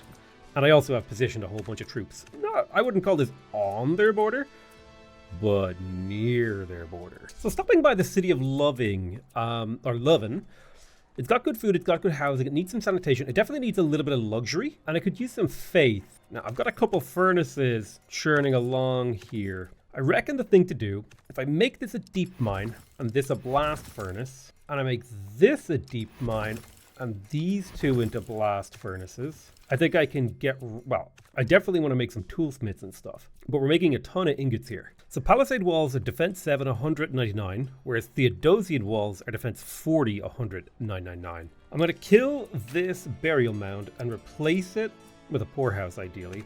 I'll kill this burial mound as well. What I really want to build is trash heaps.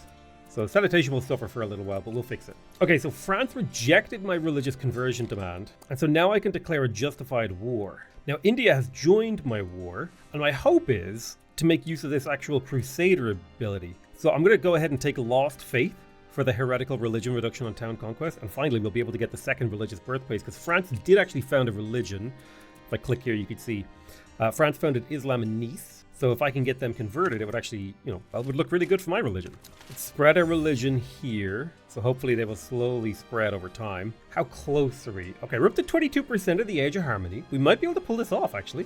Weirdly enough. No, we'll go for it. It's a victory age. We'll see what we can do. Awesome. We just unlocked finance, which is going to give us 2 domestic export slots in our capital regions, as well as the textile mill, which will allow us to convert things into money and arts experience. I believe it also means that our levy workers project is more efficient. I think it was a rate of 5-to-1 production to conversion. No, I don't know. I also upgraded my government to be able to export more resources to Harnosand. So all of my cities will have +1 export slot. And in conjunction with these warehouses means I can move goods around real easy, which I'm very intrigued by.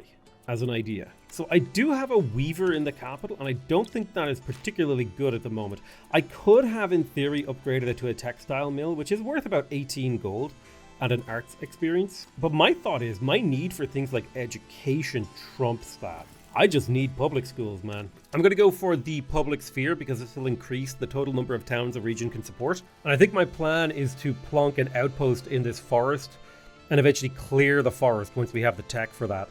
Culturally, so I could raise an army. I could go for cutting edge, propaganda. I don't care about the propaganda. The propaganda is fine. Social doctrine is awesome, but I kind of have the best one maxed out, which is the upkeep reduction. The other ones aren't that important, so I'm going to keep pushing cutting edge. Cutting edge and town expansion, I think that's the real play. So we're up against France. It looks like we're going to take light damage and deal medium. I'm curious to see how this actually plays out. Oh wow, our musketmen took heavy damage on the front line, but our rear line units did not take that much. We're only going to deal light damage and take medium with this one. So I'll wait a turn before I attack with my crossbow stack, because they're better at clearing out infantry. Our war with France ended with a truce? What the hell? No, I'm sorry. I think you misunderstood. I demand your religious conversion. I feel like every 4X game always has like a weird finicky game mechanic that leads to frustrating diplomatic situations. Civ 6 has it, this game has it, people can piece you out of wars on your behalf. It's like, no thanks. I don't want someone else to make my diplomatic decisions for me. Okay, I can suffer educational efficiency loss, which I don't think would be ideal, or I could just pay 900. I'll pay the money. They rejected my religious conversion. I'm going to declare a justified war again. Okay, cool. We've got innovation missionaries here. So if I accept this, I don't know what accepting this did, but I assume it was good. That is a perfect opportunity for my crossbows to act out and slaughter these technically line militia. Although we are going to be entering into the age of chaos once again. Also, I kind of need to get the units that upgrade my crossbows. So I need I think I need gunpowder to get the arquebus or the standing army. I'm going to research gunpowder really quick.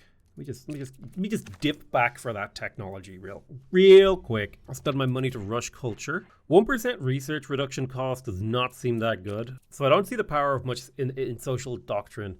I guess I could see the power in making a town or eurekas. I just prefer cutting edge. It's just so much more fun to screw around with this innovation mechanic. It's just more fun. Maybe I should have gone for that innovation-based national spirit or whatever. Each one has so much potential. It's hard to make the choice. Yeah. It's not that I made the wrong choice. It's that they were all equally valid. 100%. Okay, nice. We established an embassy with Greece, so we can do another diplomatic action in 3 turns. Let's take a moment to look at the city of Lovin. It's working a whole bunch of coastal tiles that are unimproved. It's got plenty of food. In fact, it's oversupplied with food. We really don't need this much fish. So we could probably replace like this fishing fleet here with a harbor. In fact, I think a row of harbors here makes this into quite a valuable city because it will generate a ton of exploration domain and cash. And the tuna is doing the job. Like, we've got +5 tuna here. I don't think we need to go further than that. We do still have 4 people kind of working not particularly good tiles. I think we could maybe do with a little bit of sanitation in here. So I'm going to go ahead and build a trash. And I guess I'll build a second logging camp. I can turn that into paper. A printing press. Although, I would need to make a paper mill first. We just finished researching gunpowder, so I'm going to use my excess of points there so that I can come in here and upgrade these guys to arquebus. It should be, in theory, quite a bit stronger than what they were right now. So it's 26-26 versus right now they're 16-16. Yeah, so quite a bit stronger. And they're very well specialized for taking out line units. Now, they are weak to walls. Walls do have defense. Interesting that city militia have resistance to line units. Hopefully my general doesn't get murked here. Okay, my general retreated, which is honestly a good outcome, as strange as that might sound. So I don't know how I got a social fabric point. Let me see here. I don't really know if it matters. I suppose I can just spend it on ingenuity to make it cheaper to upgrade my tiles. Now, the recon balloon engineer is a very interesting unit because it actually has this ability here, deploy to balloon, which gives it +2 sight. So I can put it over here, deploy it, and now it can see really far, but it actually can't. I don't think it can move anymore. So that's very intriguing. So I haven't really used a forced march here. But the prediction here is that I have 100% win. So let's say I forced march these guys. Oh my god, it costs a flat 30? Forced march might actually be completely busted, and I could have conquered the world a lot faster had I been using it. Because don't forget, you actually get you get warfare experience for fighting. So if you're forced marching units around and then giving them a quick reinforcement at the cost of half their health, that honestly doesn't seem like a bad trade-off. Sure, they're a little bit weaker, but like, if you have enough units, that's kind of insane actually. The combo of forced march and reinforcements. Holy shit. Let's spread religion in Hyderabad. Ooh, we're up to 20% of global, 27.3% of global population following my religion. That might be our victory district, our victory condition. I think I'll do a treaty with Greeks for knowledge. That'd be a nice boost. Okay, I think the next thing we want to go for here is the sanitation buff. This will get us 10 sanitation and the engineer's quarter. So if I grab this, I'll also gain 3 population of the capital. And my capital will get plus 30 sanitation. So it should have its sanitation needs taken care of once we build the engineer's quarter. And I tell you what, I am tempted to rush this, because now my sanitation is super high. One problem we're running into though is we actually don't have enough tiles to work. I'm going to try and build some harbors here to give my citizens in the city something to do with their time. Ooh, excellent. Greece accepted my treaty for knowledge. However, I'm happy to stay at war with France and Spain, because both of those guys founded a religion, which kind of fits into my crusader identity. I will go ahead and use organization to get another social fabric. So expansion is 10% cheaper. So I'm pretty sure that means these should cost quite a bit less. God, the power of this forced march is kind of insane, because I can force march these guys, attack here, destroy that army. But if you want to know what's going to happen in the Age of Harmony when we push for our victory condition, you're going to have to tune into the next video. Thank you guys very much for watching Millennia. I love you all very much, and I'll see you guys next time. Bye-bye!